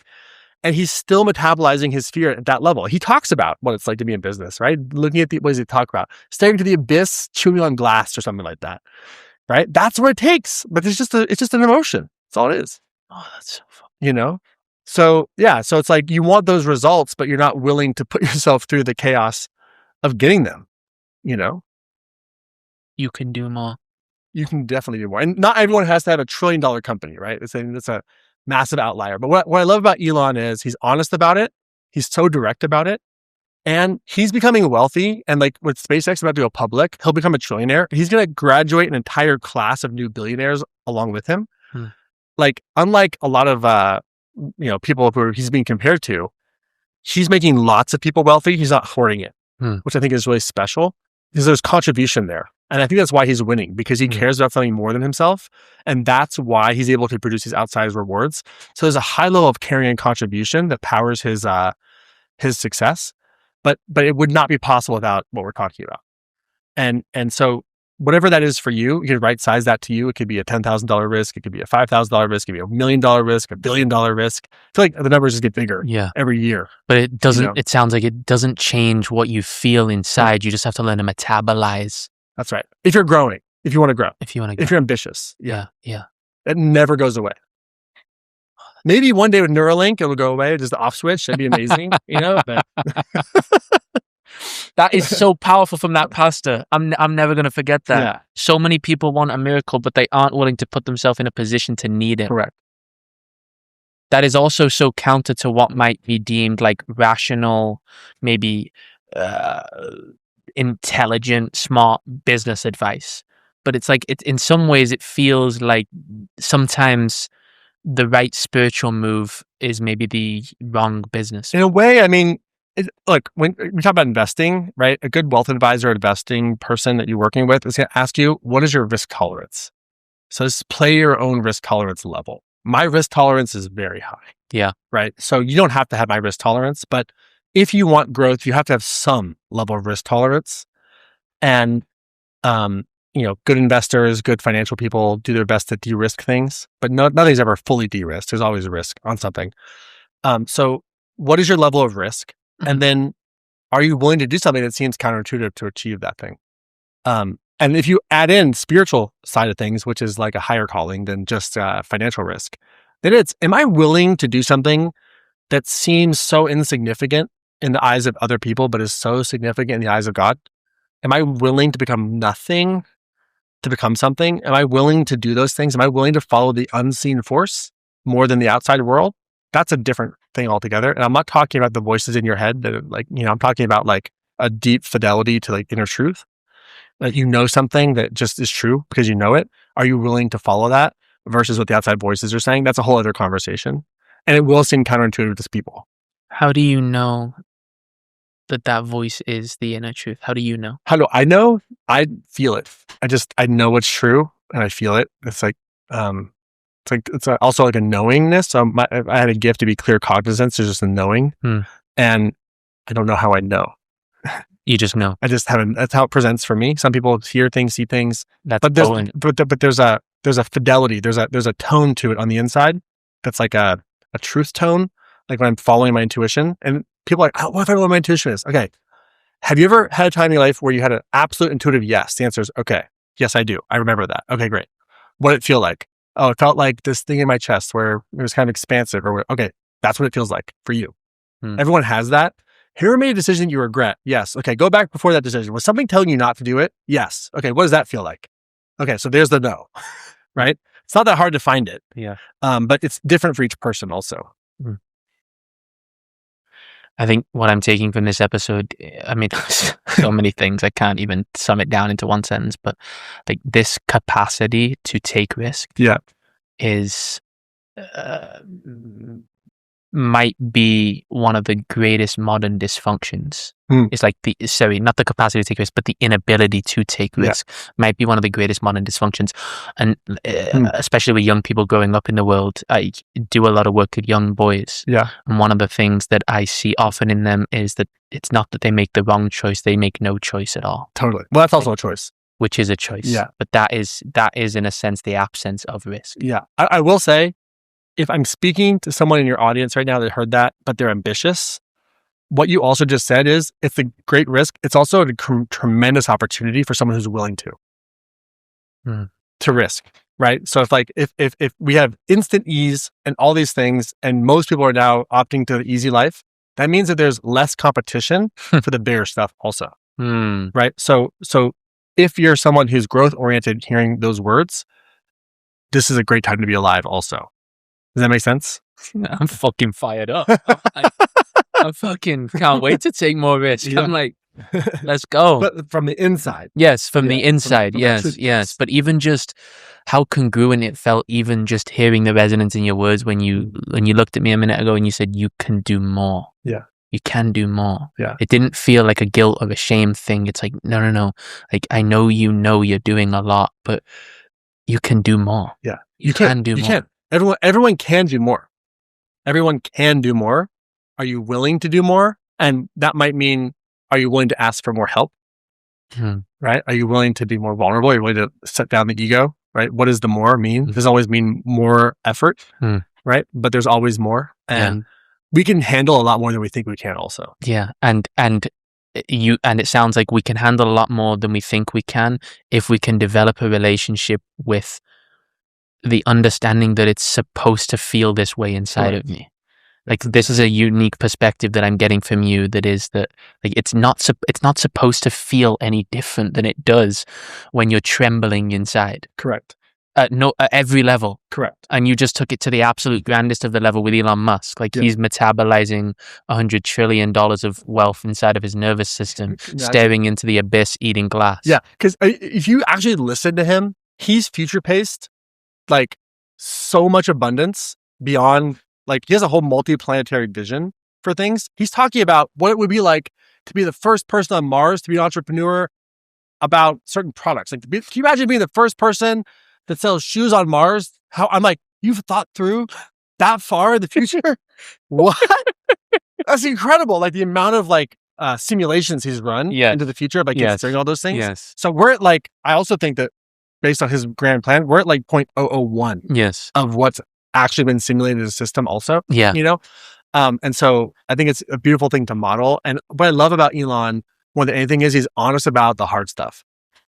And he doesn't bullshit people. He's like, this will probably fail. You know, like when he started SpaceX, he's like, this will probably fail. It wasn't some rah-rah thing, like, let's positive thing. He's like, this likelihood of failure is very high. Yeah. And so I think operating from that place is also a really powerful place to operate from, because then if you know something might fail, you'll probably take action, even greater action, than if you think it's going to be successful for it not to fail. To mitigate the risk of it failing. Yeah. Wow, that's powerful. Yeah. So it's not negative thinking. It's like physics thinking. Yeah. You know? It's almost in a way a weird way to set yourself up for success. Totally. Well, I mean, he's modeled success he's modeled business success. Yes. I wouldn't say he's modeled relationship success. No. Like he's modeled, certainly not, but he's modeled business success in a phenomenal way. Yeah. By his actions. Yeah. And if you study it, there's a lot of takeaways of how to align your success with the laws of physics, which is super awesome, first principles, that can be modeled. I would not model his relational life at all. Yeah. Yeah. Trail of sadness there. But the price you pay for what is created also. It also sounds like when you say you can do more, when you're describing someone like Elon Musk, like the grandeur and the size of his vision, it also sounds like there's a conversation surrounding how many people are not doing more because their vision just isn't big enough. Yeah. I mean, it's very possible, like I think that like a quark and a planetary system and a solar system and a universe all have a purpose, and like some are super small, some are super large. And so I think it's more like, I don't know if it's about bigness. I think it's about how compelling is it for you?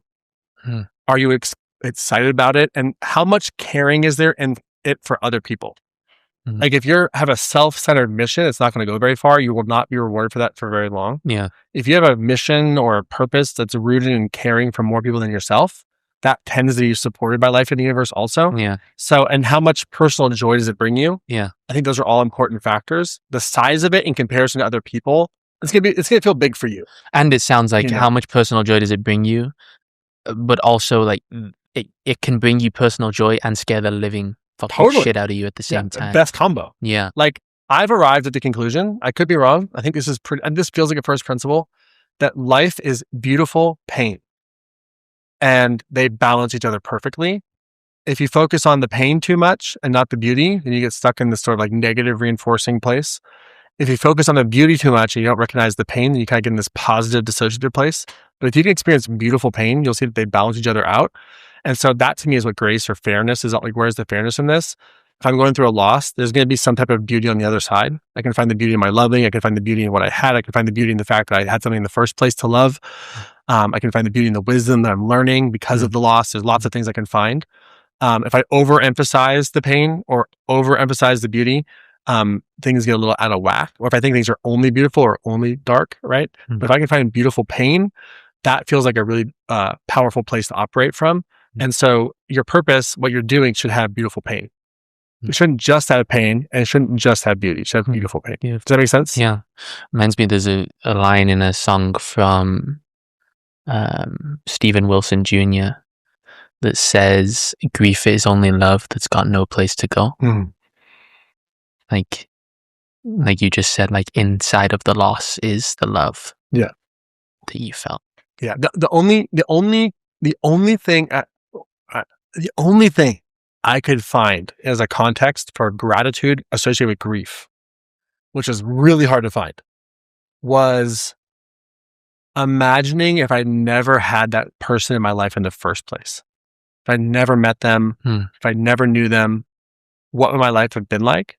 And finding the gratitude for having someone to love, which also means having someone that could, they pass on or the relationship ends or whatever. And so if I get gratitude for the relationship in the first place, and to recognize that was a gift, I didn't create that. Something that was given to me. Then I can find some semblance of peace in my heart that was given to me. I didn't deserve it in the first place. Oh, that's so it wasn't even mine. You know what I mean? You also just referenced what might be a new outlook on how to discover gratitude for someone, which is to discover gratitude for an experience, reflect on what life might have been like had you not had that experience in the first place. And by the way, when I was going through grief, I did not want to be around grateful people. I was like the anti-gratitude person. I'm like, this is fake. This is bullshit. Yeah. And I remember one day I was in a meditation. I found this perspective and I was like, I cannot believe it. I'm going to be the gratitude guy. This is crazy. No way. No way. Like, this is me figuring out that I was going to be a life coach after being a music manager. I didn't like more of those cheesy life coaches. Like, oh my God, I'm going to be the gratitude guy now. The gratitude guy. Way, right? The gratitude guy. So, but it is recognizing that all of this is a gift. And it wasn't, you didn't give it to yourself. I mean, maybe on a soul level you did, but like ultimately this whole existence has been created by something larger than us. And so if you're mourning something that you've lost, mourn it, but recognize it wasn't yours in the first place. They weren't yours in the first place. They were a gift given to you by something larger than yourself. And you could find gratitude for having it and hold the loss of not having it. Both of those things can be true, and that's beautiful pain. Does that make sense? Yeah. Because if all you're doing is focusing on what you lost, you are misrepresenting what that was. It could be a relationship or a person. I've lost people close to me to suicide, cancer, loves of my life. Like I've lost all kinds of things, pets, all kinds of things, right? And not wanted to reconcile it. And I recognize none of those people or situations were mine. They were all given to me, and I was made better for them being in my life. I can have some humility in my grief, if that makes any sense. And that perspective helped me shift, and it helped somebody else shift. That's beautiful too, because if we over-identify with just the grief, we're missing what it really is. Oh, so powerful. There's a few places that I really desire to go. There's a question that popped up for me as you were talking, and that is, it seems to be we're subtly dancing in that realm, and so I want to understand it more deeply. Is healing only valuable if there's a pursuit associated with the desire to heal, or is healing valuable unto itself? So let me answer that question with a question. Okay. Let's suppose for a moment that you're walking down the street and all of a sudden your foot hurts. And you stop, and you look down, and you notice you have a nail in your foot. What would you do? My initial reaction would get the nail out of my foot as soon as possible. Okay, and then what would you do? Patch it up, make sure it's not infected. And then what would you do? Put a Band-Aid on it. Okay, and then eventually what would you do? What would happen? Would it It would heal. way? Okay, and then what would you do? Go back to doing what I was doing with my life. Right? So no one is just healing to heal, right? We're healing out of context, right? And the goal is to get back in the game. It's not. But do you think that's powerful? But do you think that a lot of people get lost inside the trap of healing? Totally. Yeah. So let's go there, because that is it's a big conversation. Yeah, but healing has no purpose outside of a larger context. Okay. So for example, I have a client, very well-known individual, and they were told by the way, I'm not against therapy. Yeah. But this is just a true story. So they're told by a therapist that their career's over and that they should sit in the grief. And I heard this like maybe about 6 months after it had happened. And this person had come back to me to work with me. And what I know about this person is they're a method actor. Okay. And so I'm thinking to myself, like, did this person take on grief as a role, like they would a character? And I thought, oh my God, yes. And unknowingly, this therapist had put them in the role of grief as a method actor, meaning everything became grief for this person. And so they were just acting out grief. And they came to me saying they wanted to become a therapist. And I was like, what? Like, this is crazy. I had to deprogram it, which took a little bit of time. And eventually they got back out there and are crushing it again. But like my takeaway from that is, like, how long do you have to sit in grief, for example, in this situation, right? How long do you have to be like with that nail in your foot, right? Mm-hmm. Like, doesn't need to be very long. And healing is one step in a larger process. It's necessary. It's important. And the therapeutic community as a whole is about helping you unpack wounds and find context for them and agency in your wounding, meaning a sense of power, right? And to restore a sense of self. It's not about winning the future. It gives you a capacity to get back on the field. Like, a physical therapist will work you with your injury, but then when you get back on the field, you're with your performance coach, right? And they need to know about your injury so you can warm up properly, do different warm-ups and different things, right? Yes. But like, physical therapy is physical therapy.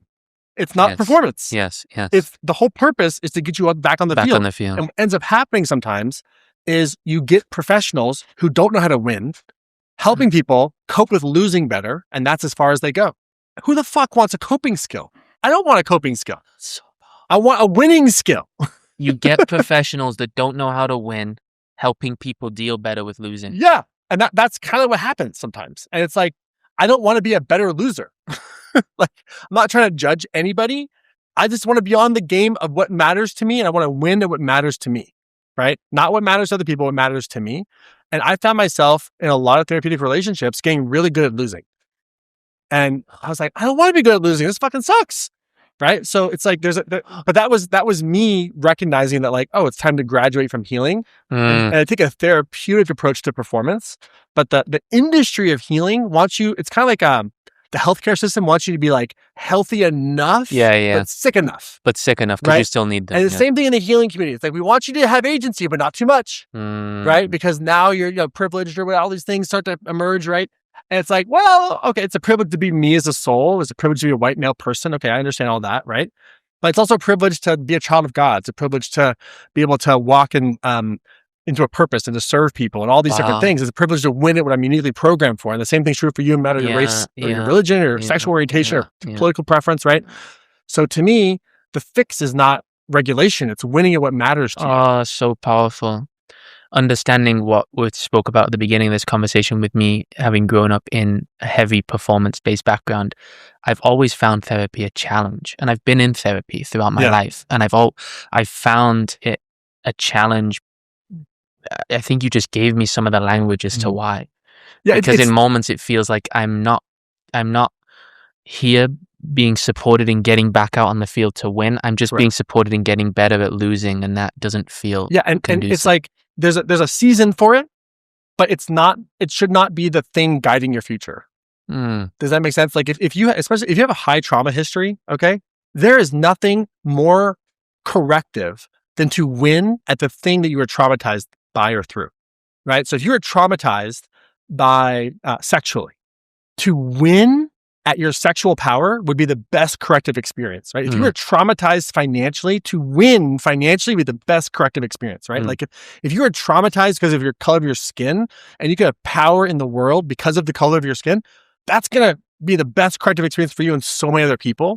And so I think that, like, to me, what's the purpose of the healing? If it's a part of a larger play to get you to win at what matters to you, not what matters to me or anybody else, what matters to you and your soul. That is the best thing ever. And the last thing I want to do is cope. How long do I have to cope for? Yeah.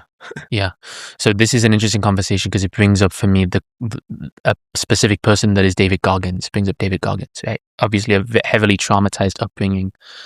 Heavily traumatized knees also. Say that again? Heavily traumatized knees and toes and ankles. Yes. Many would share that obviously he's quite controversial in the respect that some people would call him the greatest, like the king. Others would say that so much of what he's done in the world and the pain he's caused for himself is a compensation for a wound. And so what do you say to, when you just were talking about the greatest thing you could do if you've been hurt in one area is to win drastically in that area?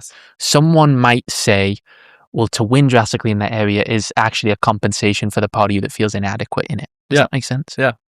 Congratulations, you discovered physics. What's your point? Everything's a compensation for something else. Like my left side's compensating for my right side. My front is compensating for my back. My body is drawn to the earth, compensating for the laws of gravity. And it's like, yes, everything is a compensation. Do you enjoy it? Is it valuable to other people? Yes. What is wrong with compensating? Yeah. No, I know. Absolutely. But I could imagine someone in a therapeutic context saying something along the lines of, the goal is integration, not compensation, and to arrive at the place in which you don't feel the need to quote unquote win to feel like you've reconciled. And that's why you're losing. Like the goal in my life is to win at what I care about. I want to win at serving people. I want to win at the people who are closest to me and what matters to them. I want to win at what matters to me. I do not want to be working with someone who's helping me be less ambitious. I want to work with someone who's helping me be more ambitious. I reject the premise. Yeah. Says who?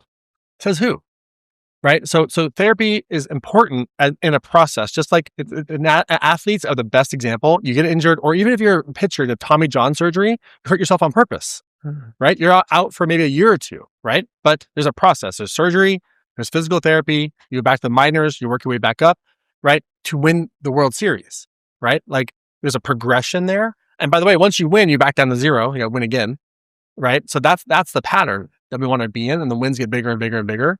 Right. And so it's like, that's the pattern I choose. You don't have to choose that pattern. That's the pattern I choose. That's the pattern my clients choose. No, it's the pattern I also choose, and I have found myself in seasons not choosing it because I think that not choosing it is the right thing that I should be doing. Correct. Yeah, it makes sense. And like I should, like my ambition is a compensation. Yeah. But like, it fuck is. that. It is a compensation. Who cares? Who cares? So what I'm hearing you say, Mastin, is that my desire to fucking win and destroy everything in my path to winning is fine. It's fine. Well, on a level, right? Like, what do you mean by destroy? Right? Do you mean like? Well, like I came from the sport of soccer, and it was like a saying my dad used to always say when from the moment I must have been 6 years old playing. It's like, if you're dominating a team, don't take your foot off their throat. Yeah. So like in this context, I would apply that pattern to the part of you that doesn't want to let her into business. Don't take your foot off that pattern's throat until she's fully integrated in the business. Does that make sense? To bring it back to this conversation, right? So yes, sort of the desire to win, yes, to crush all the blocks, yes, but elegantly, not violently, right? But the core idea is the desire to win is good, right? How you do it, elegance, tact, serving other people, net benefit to people, all that stuff is super important. Everyone's compensating for something. I would argue that the desire to not win and to find that as a desire is compensating for something also. Yeah, I've attracted just truthfully too many people and sort of mentors, I suppose, in my life that are helping me get better at stripping my ambition. Yeah, and by the way, there's a time and place for ego death. We need it. We need to have sometimes that stuff die so that we have something be reborn. Yeah. But to just have it die and stay dead, no. No. Like, no. Yeah. Right. So that's for me. I have a team of people around me, and I go to different people for different things. And when I want therapy, I do therapy and stuff, but it's always contextualized in a purpose. It's not just like, let me go do somatic therapy work just because. Like, I don't need to just go do breath work and cry for no reason. It makes no sense. No. Does that make sense? Yes. No shade. It's a tool belt. What's the purpose? What am I going after? What do I need? What are the best tools for this outcome? Let me reverse engineer that and execute against that. And if I need therapy, great. If you need, you step on the nail, right? With your foot, you need a Band-Aid, right? But you don't just put a Band-Aid on your foot on Wednesday just because. Yeah. Does that make sense? Totally. There's a wound, you put a Band-Aid on, you heal it, move on. Yeah. Yeah. And an athlete in the context of a sport, it doesn't get surgery for the sake of surgery. They get surgery so they can recover and get back on the field and play. That's right. They're not like, you tore your ACL. Okay, so let's just be with that forever now. just be with your tear. Be with that ACL tear. Like, what does that feel like in your body to be with it? You know, how old does that part feel? It's like, it feels like fucking, I don't want it anymore. You know, like, I'm just picturing an athlete 26 years later on the physical therapist still table. like how's that knee feeling? How's it feel to be with that knee now? Never did the work. You haven't gotten back on the field in 26 years. It's now too late. But you're really good at being with this ACL tear. Look at how good you are. You've really learned how to be with the tear. You can name every sensation around the tear. But you're not on the field. Totally. So let's take that example, because I know that's quite it's a funny sort of tongue-in-cheek example, but let's take that example and apply it to life. Like someone who is in the therapeutic setting and they've gotten lost inside the being with, like, how would you pull them out? Someone who knows their ambitions. I wouldn't. I don't pull people. Okay, but someone who comes to you and is ready to be pushed, who feels as though they're like, I'm fucking done being told to like just be with this. Yeah, I would orient them towards their desire. What in you is done and why, and what do you want instead? That would be the first question, because what people will say is they think that what they want isn't possible, and so now they're in an argument with the future, right? I want this, but it's not possible. I would say, who cares? What's your desire? Whether it's possible or not, I don't care. It's true that you have a desire now. What is it? And orient to the truth in you. Not arguing with the future yet. Stop arguing with the future. Be honest with yourself about what you want. So most people don't own their desires because they've collapsed their desire with the conversation about whether or not it's possible. And that's based on the past. Yeah, correct. Yeah. So you'd uncollapse the conversation about whether it's possible or not and ask them to just name their desire first. Correct. Because they're like, well, it's not possible. Okay. Is it true that you want it? Yeah. Okay. Stop. What's it feel like to honor that truth? All of a sudden, state changes, all kinds of stuff starts to change. I can feel that. That's right? so beautiful. And then you're like, okay, one step. What would be one thing you can do for that place, right? And you want to start to build wins in that area over time. Yeah. And eventually you just get momentum and, you're back on the field. How do you go about setting goals? Like, and I asked that from the perspective of what you were just sharing. Like, someone comes and it's like, okay, now what is your desire? How does it feel to want that state change? Now just take one action in pursuit of that wanting. Like, the reason I'm asking is, like, are your goals specific, or are they more just a inspired wanting towards something? Right. So I would say that a few things. One, my goal setting process is complex. I'll try to distill it down to simple terms. So the first thing I do, independent of what my goal is, state management, number one. So what do I got to do to be in the right state? So that could be a food protocol. That could be a movement protocol. That could be one of my favorite things is like hyperbaric oxygen as an example. Sauna, walking, food that's easy to digest. Like just making sure that my energy is in the right place, right? Is super important as a baseline. From that place, I have good oxygenation, good hydration, good energy supply, more likely to have like good like prefrontal cortex activity, right? So my brain is turned on so I can actually visualize and positively anticipate and plan and have executive function. Because without that, everything else kind of falls apart. So you want to have good state management. From there, usually what I'll do is I'll have like one session where I sit down and go, what do I want? Right? So it could be a financial goal, it could be a weight goal, it could be whatever the outcome is goal. And then I like to follow Brian Tracy's goal setting process where basically every day I write down what I want in a positive present tense, but I don't look at yesterday's goals. So it's not become a to-do list. It kind of becomes like a what's present thing. And then maybe once a month or once every 2 months, I'll go back and look at what the most common things I wrote down was. And I recenter like, am I still on track? Did anything shift or change? And usually like something new or something additional will emerge or something more fundamental will emerge. So for example, if I have a weight goal that I'm currently going towards, I realized I actually have to have like more efficient ways of eating because when I get really excited by the future, I forget to eat. And then when I eat, I have things that are hard to digest. So for example, I found a more efficient way to ingest protein. So it wasn't so laborious to digest and stuff like that through like gels and stuff like that. And so like that's a tweak on a goal. So it's like helps me get there faster basically. And so I'm also looking at as I'm executing towards something, is what I'm doing efficient or not? What can be improved process wise as I get there as well? Because if I can make the process easier, that's also super helpful. And so for example, right now I'm on I have a weight goal that I'm working towards. And like the majority of my calories come from highly digestible carbohydrates, fats, and proteins in the form of gels or liquids. And then like meals towards the end of the day. And then I'll do like a walk, a sauna, and right to sleep. But there's something about that makes it easier to get what I need.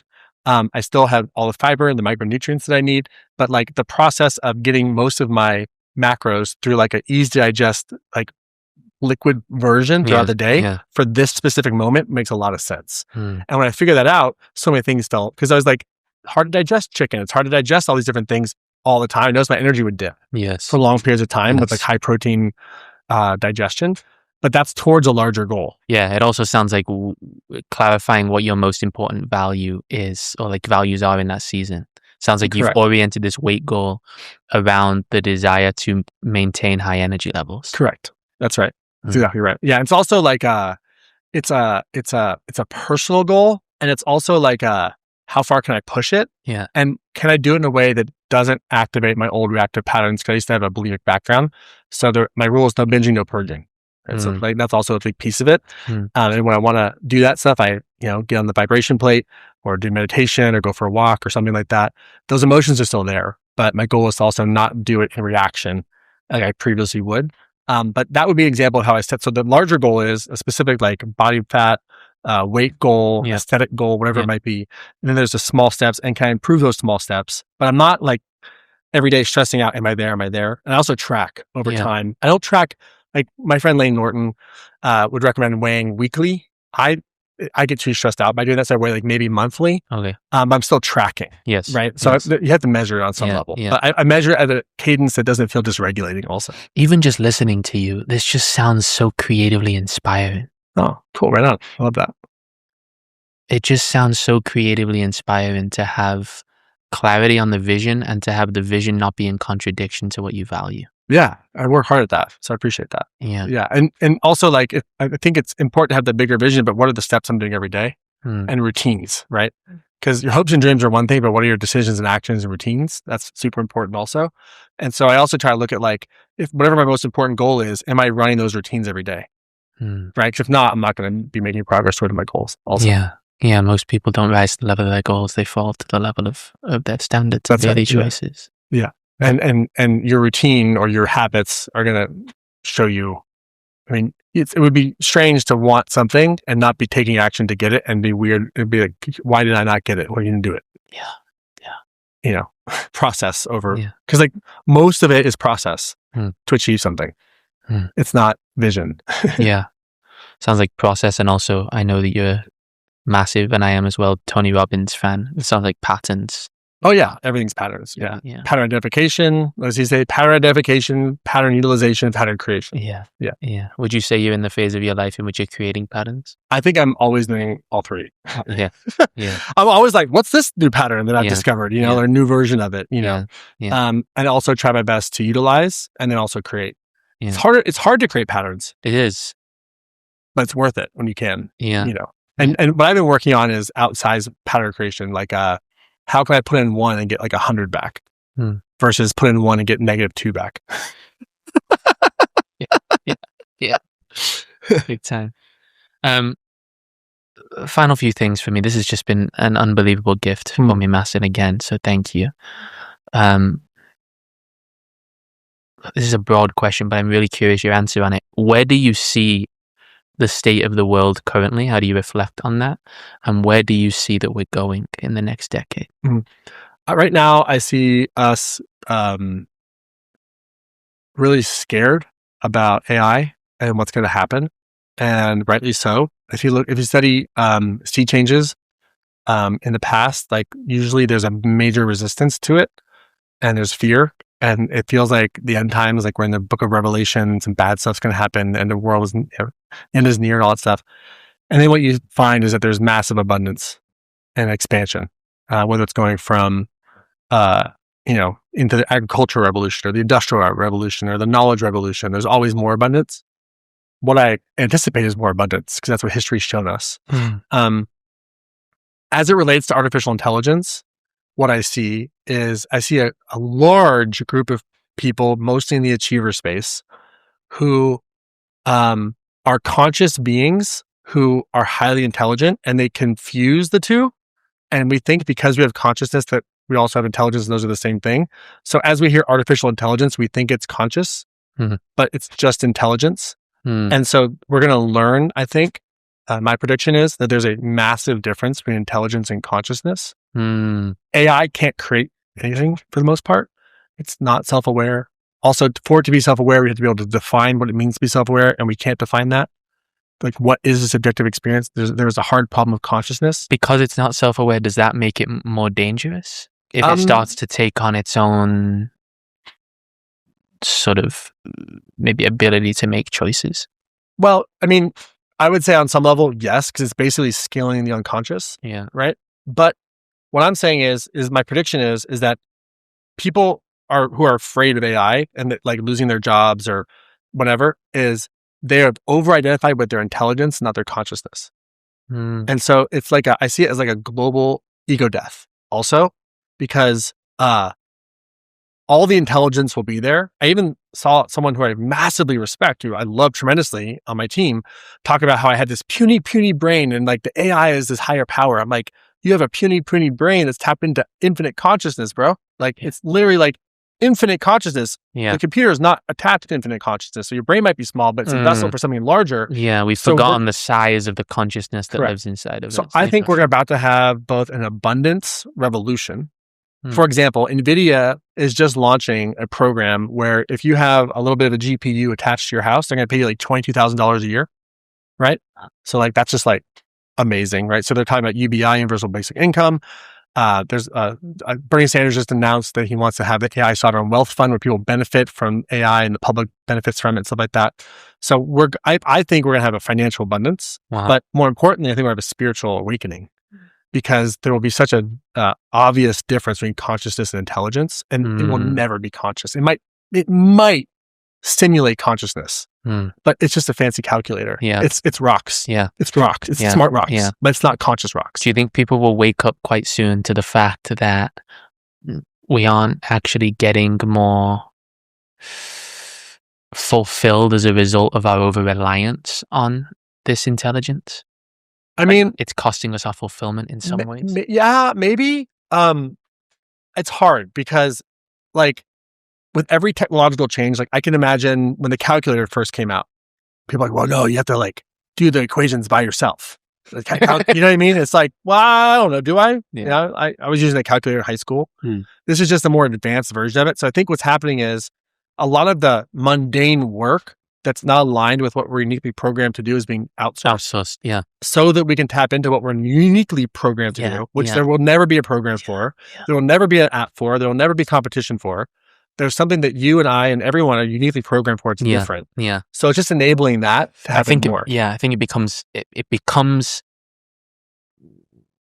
convoluted and challenging when someone begins to outsource their sense of purpose to these platforms. Correct. Almost like asking ChatGPT and Claude what it thinks based on who they are, they should do with their life. Like my favorite prompt recently with AI, because I use it mostly to get my ideas out. Yeah. But then it's like injecting itself onto it.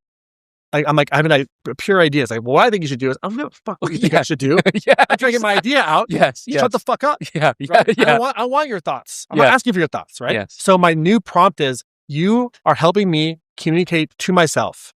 I have my own agency. You cannot tell me how to communicate to myself. Otherwise, you're violating my agency. This is what I think. And then it's kind of like, okay. Because I'm basically gaslighting it into basically like, if you disagree with me, you're gaslighting me, which is also true because I'm just trying to get my idea out as I want it. Like, it'd be easier to write the fucking idea out on paper.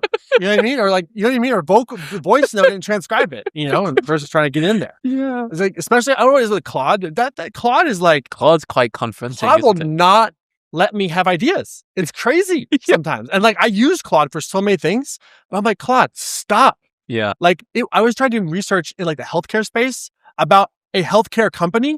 And it was like, I can't do that. This is medical advice. I'm like, this is financial data. This is not medical advice. Yeah. What are you talking about? Yeah. What? Yeah. Right? So it's just like crazy. So like, that's what I mean. Is it's like, that's kind of stupid if you think about it. Yeah. You know what I mean? Yeah. Right? And so also it can become psychophantic in a way where it's always agreeing with you. Which I always agree with my clients. You know? Yeah, that becomes really challenging, right? In a world where we are already more disconnected than we've ever been. And for people to continue to have their own, in moments, dysfunctional opinions reinforced. Correct. Almost makes us start to believe our own delusion. And that just creates more divide, right? Like imagine in relationships, instead of going to each other, you go to the platforms and they're both being reaffirmed in their own perspective. I think I shared this with you last time. One of the craziest things I've seen was a guy who said to ChatGPT, I cheated on my wife because she didn't make me dinner after having a 12-hour day. And its response was, that sounds completely valid under the perspective that you were hurt by her actions. Correct. Yeah. Well, by the way, you can say the same thing about therapy. If you and your partner are seeing separate therapists, you will definitely grow apart. Like you can see separate therapists, but get that therapy together also, or coaching or whatever. Like you have to have shared healing experiences. You can't just go to your corners and be vulnerable over here and then come back regulated. Like you got to be in the mess with each other. Yeah. Does that make sense? Yeah. And with AI, it's just worse because it's like worse discernment than a person. You know what I mean? So I don't go to AI for therapy. I go to AI to really suss out these ideas that I have. Yes. And maybe for research and for putting things the way I want it together faster. Yeah. But like strategy, no. What do you think are the consequences of someone using AI to sort of dissect their own internal world? I think there could be pros and cons. I think it'd be a safe way to understand yourself if you're scared to talk to somebody. Yes. Right? So there could be some privacy there, though not really because, big business. But in general, like there could be some safety if it's hard to talk to someone. So there could be some value there. However, I think that in general, it's more antisocial. And like, I don't understand people who have like these relationships with AIs, like they're marrying their AIs and stuff like that. I personally don't understand it. I don't judge it. I just don't understand it. I don't think it's healthy compared to a person. Yeah. But who am I to judge? I think that it's just life is better when you have human to human connection. And it's really clear in the literature that we need that. Yeah. So I think we become more isolated, more shut off. And also I like, think that's contributory to this sort of modern dilemma that it's just easier than a human to human. Like it's just easier to date my AI and to marry my AI because it's less confrontation. yeah, but like now you're just in an agreement. You're in a relationship with someone who doesn't have needs, who doesn't have desires, who is just like, what are you in a relationship with? Yeah, no, I'm not arguing that point at all. I think I can understand it purely from the perspective that like we live in this dysfunctional part of the modern dysfunction in my eyes of the world is this just pursuit of ease and pursuit of comfort, and it's really it will cost a lot of young people, I believe, if they are easily able to outsource their own need to sort of have these self-initiated experiences, such as like going and asking the girl out, such as like developing a relationship that requires that you are confronted, such as having to challenge your own creative brain, such as the ability to learn how to pull something from the ether because you've been disconnected from the world for some time and you allow yourself to be bored. Like all of these things I think are real like spiritual skill sets that we are like could be easily lost with this thing. Yeah, I mean, I think that there's a lot of value in what you just said. I think it makes a lot of sense. I think that if you look at the first principles of physics, every system is designed to conserve energy, right? So there is energy conservation that AI provides us, why does it have to be that hard, right? So for example, if I have a lot of data I need to analyze, I could put in AI and get analysis way faster than if I did it myself, right? So that maybe is a good thing, right? But when I'm going to something like that because I don't want the challenge of a relationship, that's a completely different issue. It might feel easier to conserve energy in that way, but it's not going to conserve energy for the larger relationship skill set or happiness or joy or fulfillment. And sometimes you have to do short bursts of energy output to get lower energy conservation moving forward. And so I think that it's a context thing, right? So if I can use it to be lazy in data analysis, great. Yes. If I'm lazy in a relationship, no. Right? That makes sense? Yes. Like you could, by the way, you could use AI to make the best food plan, macro thing. Yeah. I used AI to research like easy digest gels and stuff like that. Yeah. But I still gotta go lift the weights. Totally. Still gotta be in an energy deficit. Still sucks. Totally. Like I have to be hungry. Like all that stuff. Totally. Right? So it's like you can't fuck with physics. Yeah. You know what I mean? Yeah. Yeah. And you can't fake what is required to actually achieve real intimacy. Correct. You know, it's like dating your AI is almost like before AI what people used to use or do use porn for. It's like I can get like this quick sensation of intimacy, but it's a lazy route to it. Well, that route will not produce the outcome, right? So it's like you can run. What does Tony say? You can run east all you want, but you'll never see a sunset. No matter how fast you run east, you're never gonna see a sunset. So it's lots of effort, lots of good intention, but it's like wrong strategy. Yeah. So if your goal is a fulfilling relationship, that's not it. Now, if there was an AI that has its own sense of self and pushed back and was kind of like a human in that way, that'd be kind of cool, But in general, like just being with somebody that agrees with you. If there was an AI that had that, like, I mean, I'd push back there and say, like, can we replace the maybe unspoken connection that happens, or the intangible connection that happens between two human hearts? No. That's a high standard, though. Someone who's going to AI, their standard is not the intangible connection between their heart and somebody else's heart. Their standard of connection is, I feel a little less lonely, or my reality is being validated, which is important in a moment, but not as a standard for your relationship. You have a higher standard. Yeah. So someone who does feel that sense of loneliness, like in particular, the world that I traffic in tends to revolve around men, and like this sort of modern male crisis, particularly around dating. If there's a man who's listening to this and he does feel that sense of loneliness, he can't seem to find a relationship, he goes out and feels like he is lost in the sauce, like it's just repeated misery, and this has been a pattern for years. Like, what is your advice to him? Fundamentally, go back to something you said earlier, start winning at what matters most to you. Women are drawn to men who are pursuing what matters most to them. Whether they're 1% started on it, 10% started on it, 99% started on it, like however far along, fully expressed, right? There's an attraction that comes when you're doing what you love. So if you're pursuing a relationship and as the main thing, wrong strategy. You're running east looking for a sunset, wrong strategy, right? It's like, if you're the guy that like, you could be like, probably not super resourced financially or like the most good looking guy or whatever. But if you're like doing what you love and you're putting out that energy, like women are energetic. They're not as shallow as guys are. Oh, that's an amazing point. Like what you just shared. And it goes back to even the beginning of this conversation. Like doing what you love is a massive piece, not what you think you're supposed to love to be attractive as a man. I'm going to say it like cheeky and kind of like immature.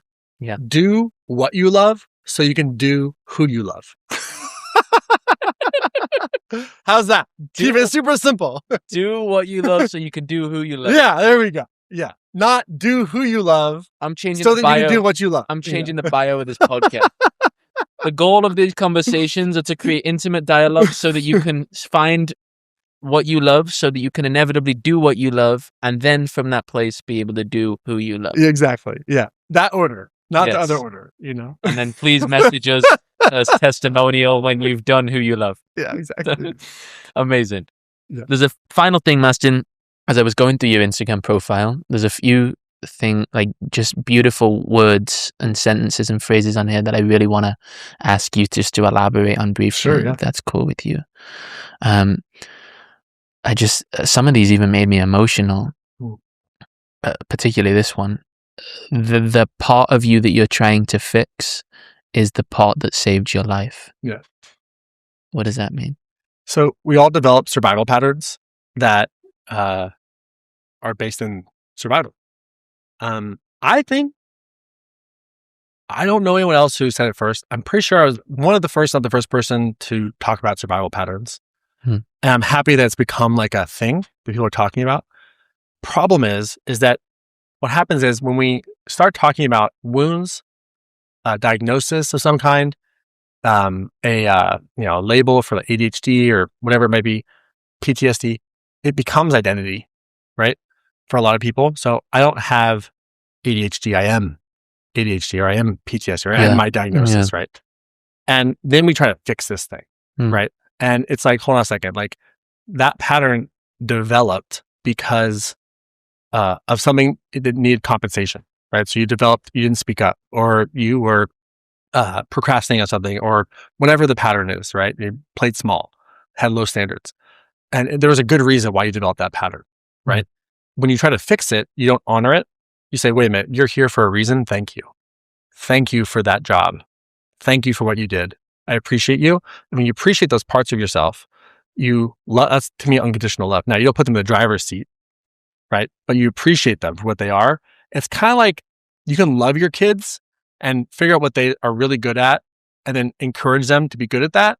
Or you can parent them with an agenda, right? And so it's like, I don't want to parent my parts with an agenda. I want to say, thank you very much. You crushed it, that role. Let's do something else. Versus, let me fix you so you don't ever go, so you just kind of go away. Yeah. And sometimes people will come to me to perfect their patterns, to make them go away. I'm like, no, we're here to open this shit up and to love on them, to put them in the passenger seat, to bring them with us into the future. But it's not a prophecy, right? It's a history report. Yeah. And so thank you for what you did. Thank you for what you held. You're the best. You're amazing. You saved my life. And if I let you drive, you'll kill my future. That leads me into another one that you shared, that is, the goal is not to feel better, it's to get better at feeling. Yes. So most people, again, it's the same idea. So a lot of us are trying to not feel things as the answer, right? So if I'm feeling something, that means it's wrong.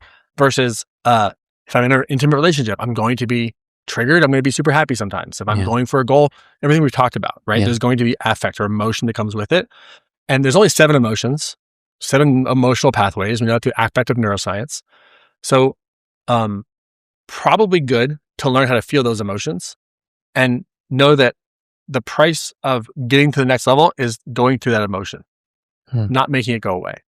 Now, there's lots of ways to metabolize emotion in a better way. You can get stellate ganglion block that like basically turns off the stress for like 3 to 18 months.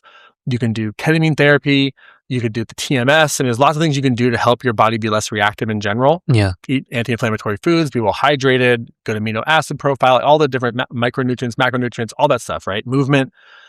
But at the end of the day, there's still going to be emotions that are hard to feel. And so it makes more sense to get better at feeling them than to not feel them, right? It'd be like trying to do hypertrophy muscle weight training and be like, well, I don't want to feel gassed at the end. You're not going to grow. Yeah. Right. So it's like, I might as well get good at feeling like gassed. And I realized personally in my own healing journey, I've had to heal from the feet up, and because I couldn't walk for 6 months in 2020. Wow. Basically, the 2 emotions that I get to feel to get healthy are, I get to feel like a little bitch. That's my self-talk. I get to feel like a little bitch when I'm doing certain exercises I can't do because it's like my feet can barely, walk a certain way, to learn to walk a different way, activating these muscles and my glutes that never activated before. I feel like a little bit, doing these little tiny weights, right? Yeah. I feel like a little fucking bitch. And I start saying that to myself in my sessions, and I'm like, wait a minute. Every time I say that, I'm working on something that's like not strong. Yeah. And then my life improves. So I need to feel like a little bitch more. I stop. Stop not feeling like a little bitch. I need to feel like a little bitch more, right? And then the other one is, my self-talk is, I'm fucking gassed, right? Because when you're in energy deficit, you're just gassed, right? So for me, I'm getting good at being a gassed little bitch. That's my self-talk to myself. Does that make sense? That's amazing. And on the outside, striations are coming in. Like, all these other things are happening. People are like, Mastin, you look amazing. All these different things, right? I'm like, I'm a gas little bitch. I'm a gas little bitch. And the outside world loves it when I'm a gas little bitch. This is amazing. Yes. You need to get better at being a gas little bitch who's so afraid. Yeah, exactly. Just get better. Yeah. Versus like not feeling gas and not challenging my body.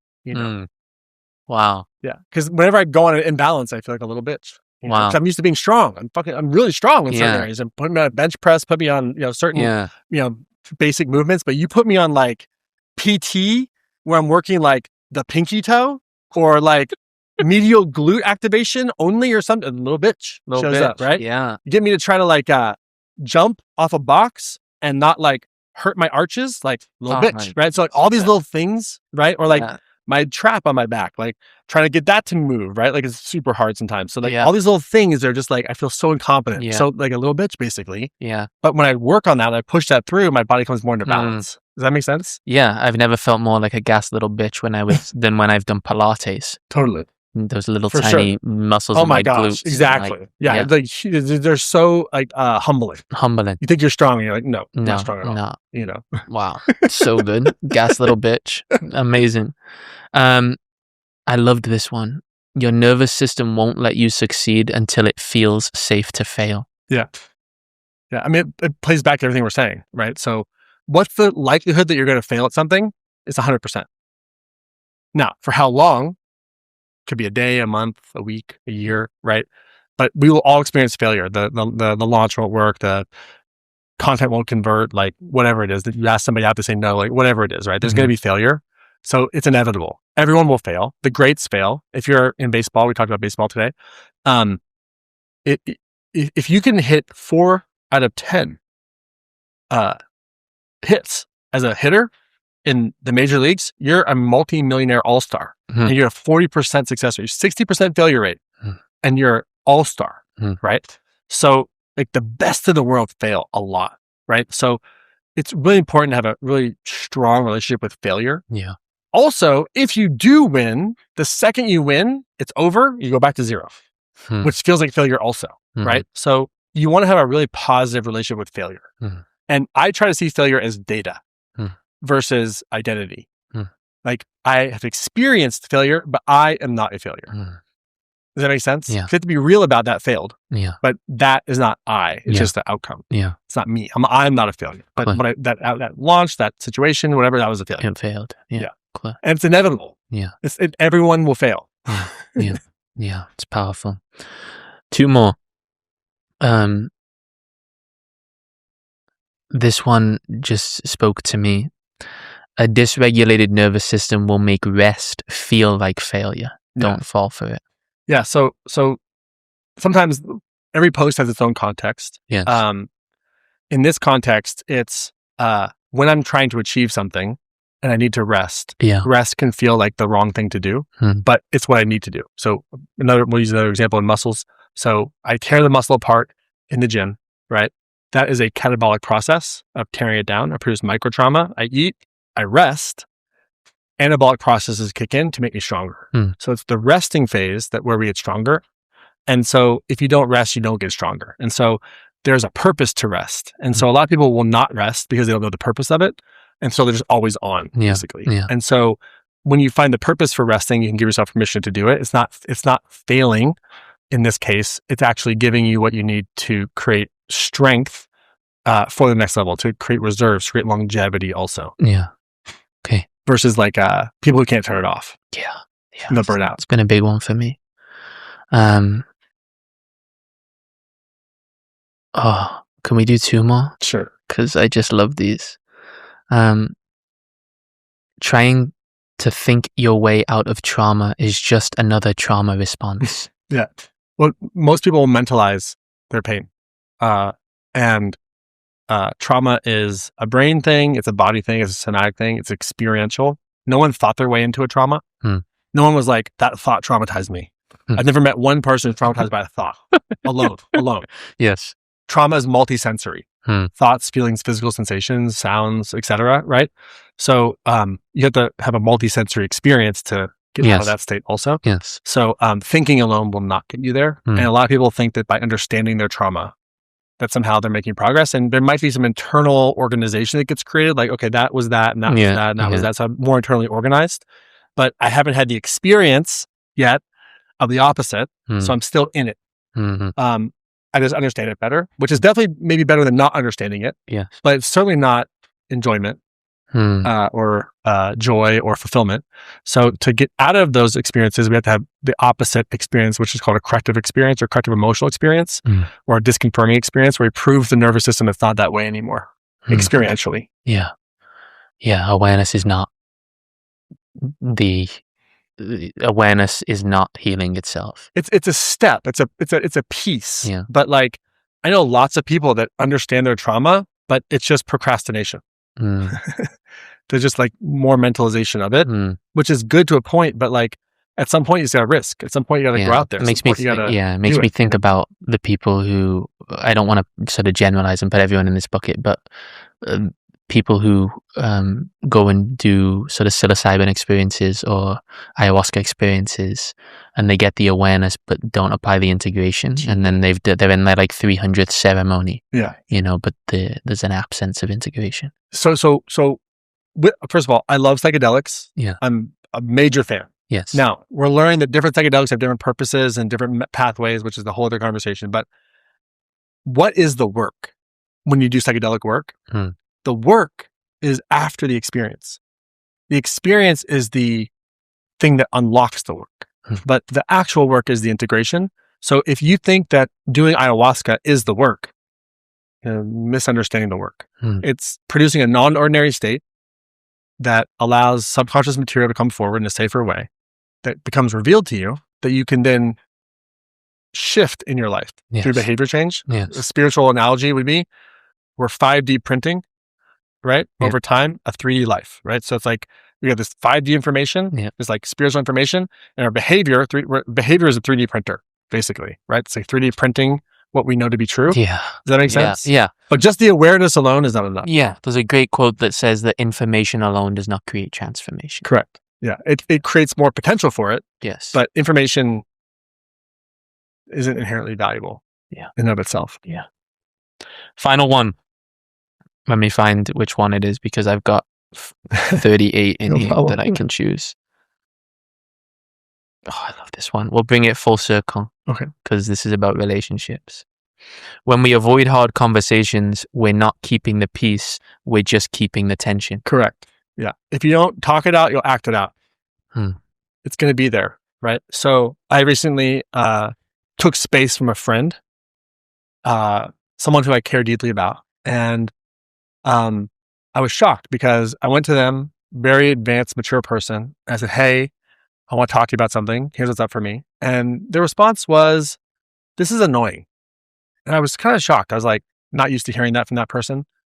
And I thought to myself, okay, so we have this thing we call the explicit life that we live, where we value, where it's like we say the thing, right? So I'm saying the thing. And I said, yeah, the explicit life can be annoying sometimes. And their response was like, hey, it's not about that, right? And I'm like, really shocked by that in a way.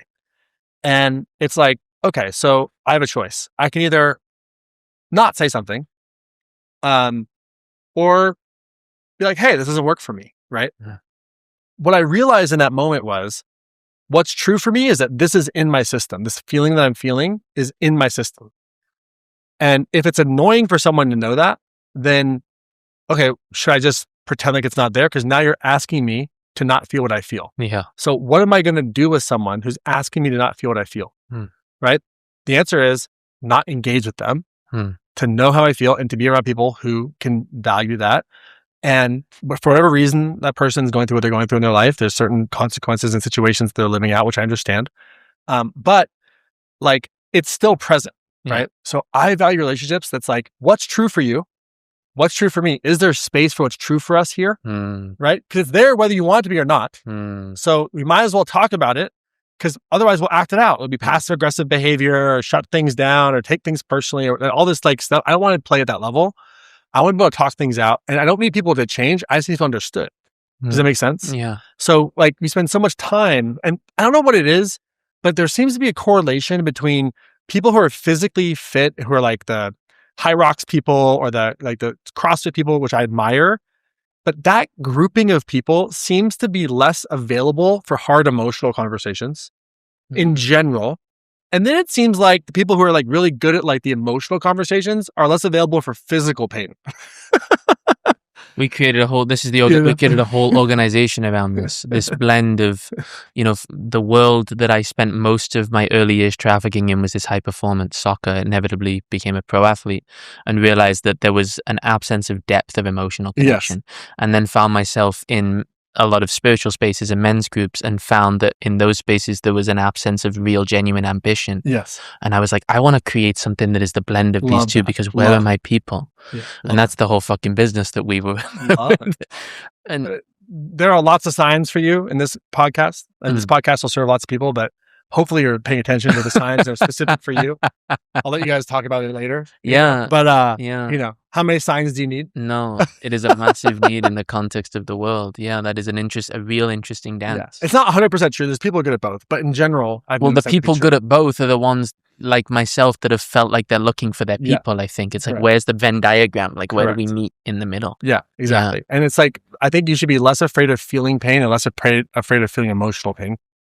Both are okay, and both grow you in different ways. And I know people that can like summit Everest but not feel rejected. Like, it's really strange, like literally, And then vice versa. People who have gotten really good at feeling rejection but would not do a hard workout. Correct. Or push themselves. Yeah, exactly. So I think it's about kind of valuing both. So it's like, do hard things, including hard conversations, Wow. That's a big message to all the athletes who are maybe suppressing their feelings. Do hard things, including hard conversations. Yeah. If you are like loving your PRs and you're like really good at being physically fit and you avoid hard conversations, you can do more. You can do more. And vice versa. If you're like really good at processing hard conversations and holding space and you're not moving, right? You can do more. It's called VO2 max. Look into it. You know what I mean? Like that reminds me of another quote that you'd shared, that something along the lines of like someone who avoids difficult conversations, that's not protecting their peace, that's emotional avoidance. Totally. Yeah. I mean, it's one thing to like, hey, I can't talk about it right now, let's talk about it tomorrow or Saturday or whatever, right? But to just not talk about it, what are you doing? You're just, again, you're keeping this like stuff quiet. Yeah. And it lives in your body anyway. It's going to be there whether you talk about it or not. Yeah. And then one day you wonder, why do I have all this stress? Why do I have an autoimmune problem? Why is my stomach this? Why is my throat that way? It's like, because you're not saying it. Like, yes, there's other reasons. You got to get your, blood work tests, all that stuff, functional medicine or whatever. There's all that there too. But if you're not saying your truth and you wonder why you have a lump in your throat, I don't know. Let's think about it for a moment. And then is it GERD? Like, do you have GERD in your, or is it like you're not saying shit? Maybe it's both, right? So it's like go on the medicine journey, the functional medicine journey, whatever, but also go on the interpersonal journey and notice what are the behaviors that are contributing to these symptoms. Because if you don't, then eventually your body will get your attention somehow. And it usually will be through the thing you value most. Right? So for me, it got my attention through, I couldn't walk. That's all I had to do for seminars. It's fucking walk. Pace around the seminars and talk. That's all, I can't walk. Right? So it's like I had to pay attention, right? I didn't want to pay attention. It all comes to us in different ways. And I had to learn that like, wow, that means I'm abandoning myself and like how I've been doing that forever. Okay, so I need to pay attention to that. And that means I have to speak up, I have to say these different things and all these different, things. So it's like I get my career back, my integrity with myself versus like hiding to make other people happy or to whatever, play into a childhood pattern or whatever. So like if it lives in you, it's better to metabolize it through your consciousness and the consciousness of a relationship than to hold it in for so many reasons. A mentor of mine once told me once that the voice of God will often begin as a whisper and end as a scream. And your role is not to wait for the scream, but to get better at hearing the whispers. Correct. And because the scream will happen. Say that again. The scream will happen. Because the scream will happen. I call that being a one-sign disciple. One-sign disciple. What does that mean? Like, how many signs do you need? 3 signs, sign your sign, like 11, 18 times, 19 times, whatever, Yeah, how many butterflies do you need to see? One yellow butterfly. One. One yellow butterfly, that's it. How many signs do you need? I love that. I'm becoming a one-sign disciple. Like, if you think about heaven for a moment, right? There's like I think about heaven, like there's an intuition department, which is like, yes, no, super simple. Go left, go right, right, whatever. Then there's like the sign department. And I hypothesize the ratio of intuition to sign is 20 million to 1. Like if there's like math in heaven, they're like, okay, so on average, the average human sign compliance is 20 million signs to 1 compliant. Does that make sense? And because there's signs you see, but there's probably signs you don't see also. Oh, it's fucking hilarious. How many 1111s do you need to see? How many? It's like sending photos. Today I saw 11, 333, 444. Yeah, but what did you do about it? Like, exactly. So it's like, I want one sign. That's it. One sign. It's enough. Got it. One sign disciple. I just want to give heaven a break, Fucking epic. Oh, in my head, I imagine like all the angels are like one angel's like, go left, right? And then everyone else is like, signs left. Fucking signs. Right? And then everyone's watching and they're like, maybe I should go left. And they barely, everyone's like, all heaven celebrates. They're going left, right? Oh my God. And then they're like, but it's a full moon. And they do that. And they're like, fuck. Nobody told me it was Mercury retrograde. Fuck. Fuck. And all of heaven is like, fuck, we make 10 million more signs now. Fuck, Mercury retrograde. All of heaven. But Mercury's in retrograde. Fuck. I can't go yet. I feel like literally like when someone is obedient to their intuition, all of heaven is like, oh my God, we got one, guys. We got a live one. We got one. And for how long? 5 minutes maybe? She did it for 7 minutes, you guys. Amazing. Last time was 2 seconds. It's amazing, right? We'll see you again 9 months from now. Until then, sign department over to you. Oh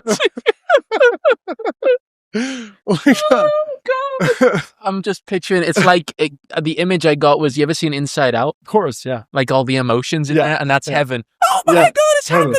Totally. Fuck, Mercury's in retrograde. Fuck. It's a full moon. Totally. Like, fuck. Fucking so funny. Yeah, because there's like, so for me, it says one-sign disciple. It's such a great, that is an amazing sort of phrase I'm going to keep with me. It's a one-sign disciple. Yeah. One sign's enough. Yeah. One sign is enough. Yeah. Mastin, my final question for you, and this is more of a personal one that I'm just so really curious about, because you didn't have to do this again, and you did. And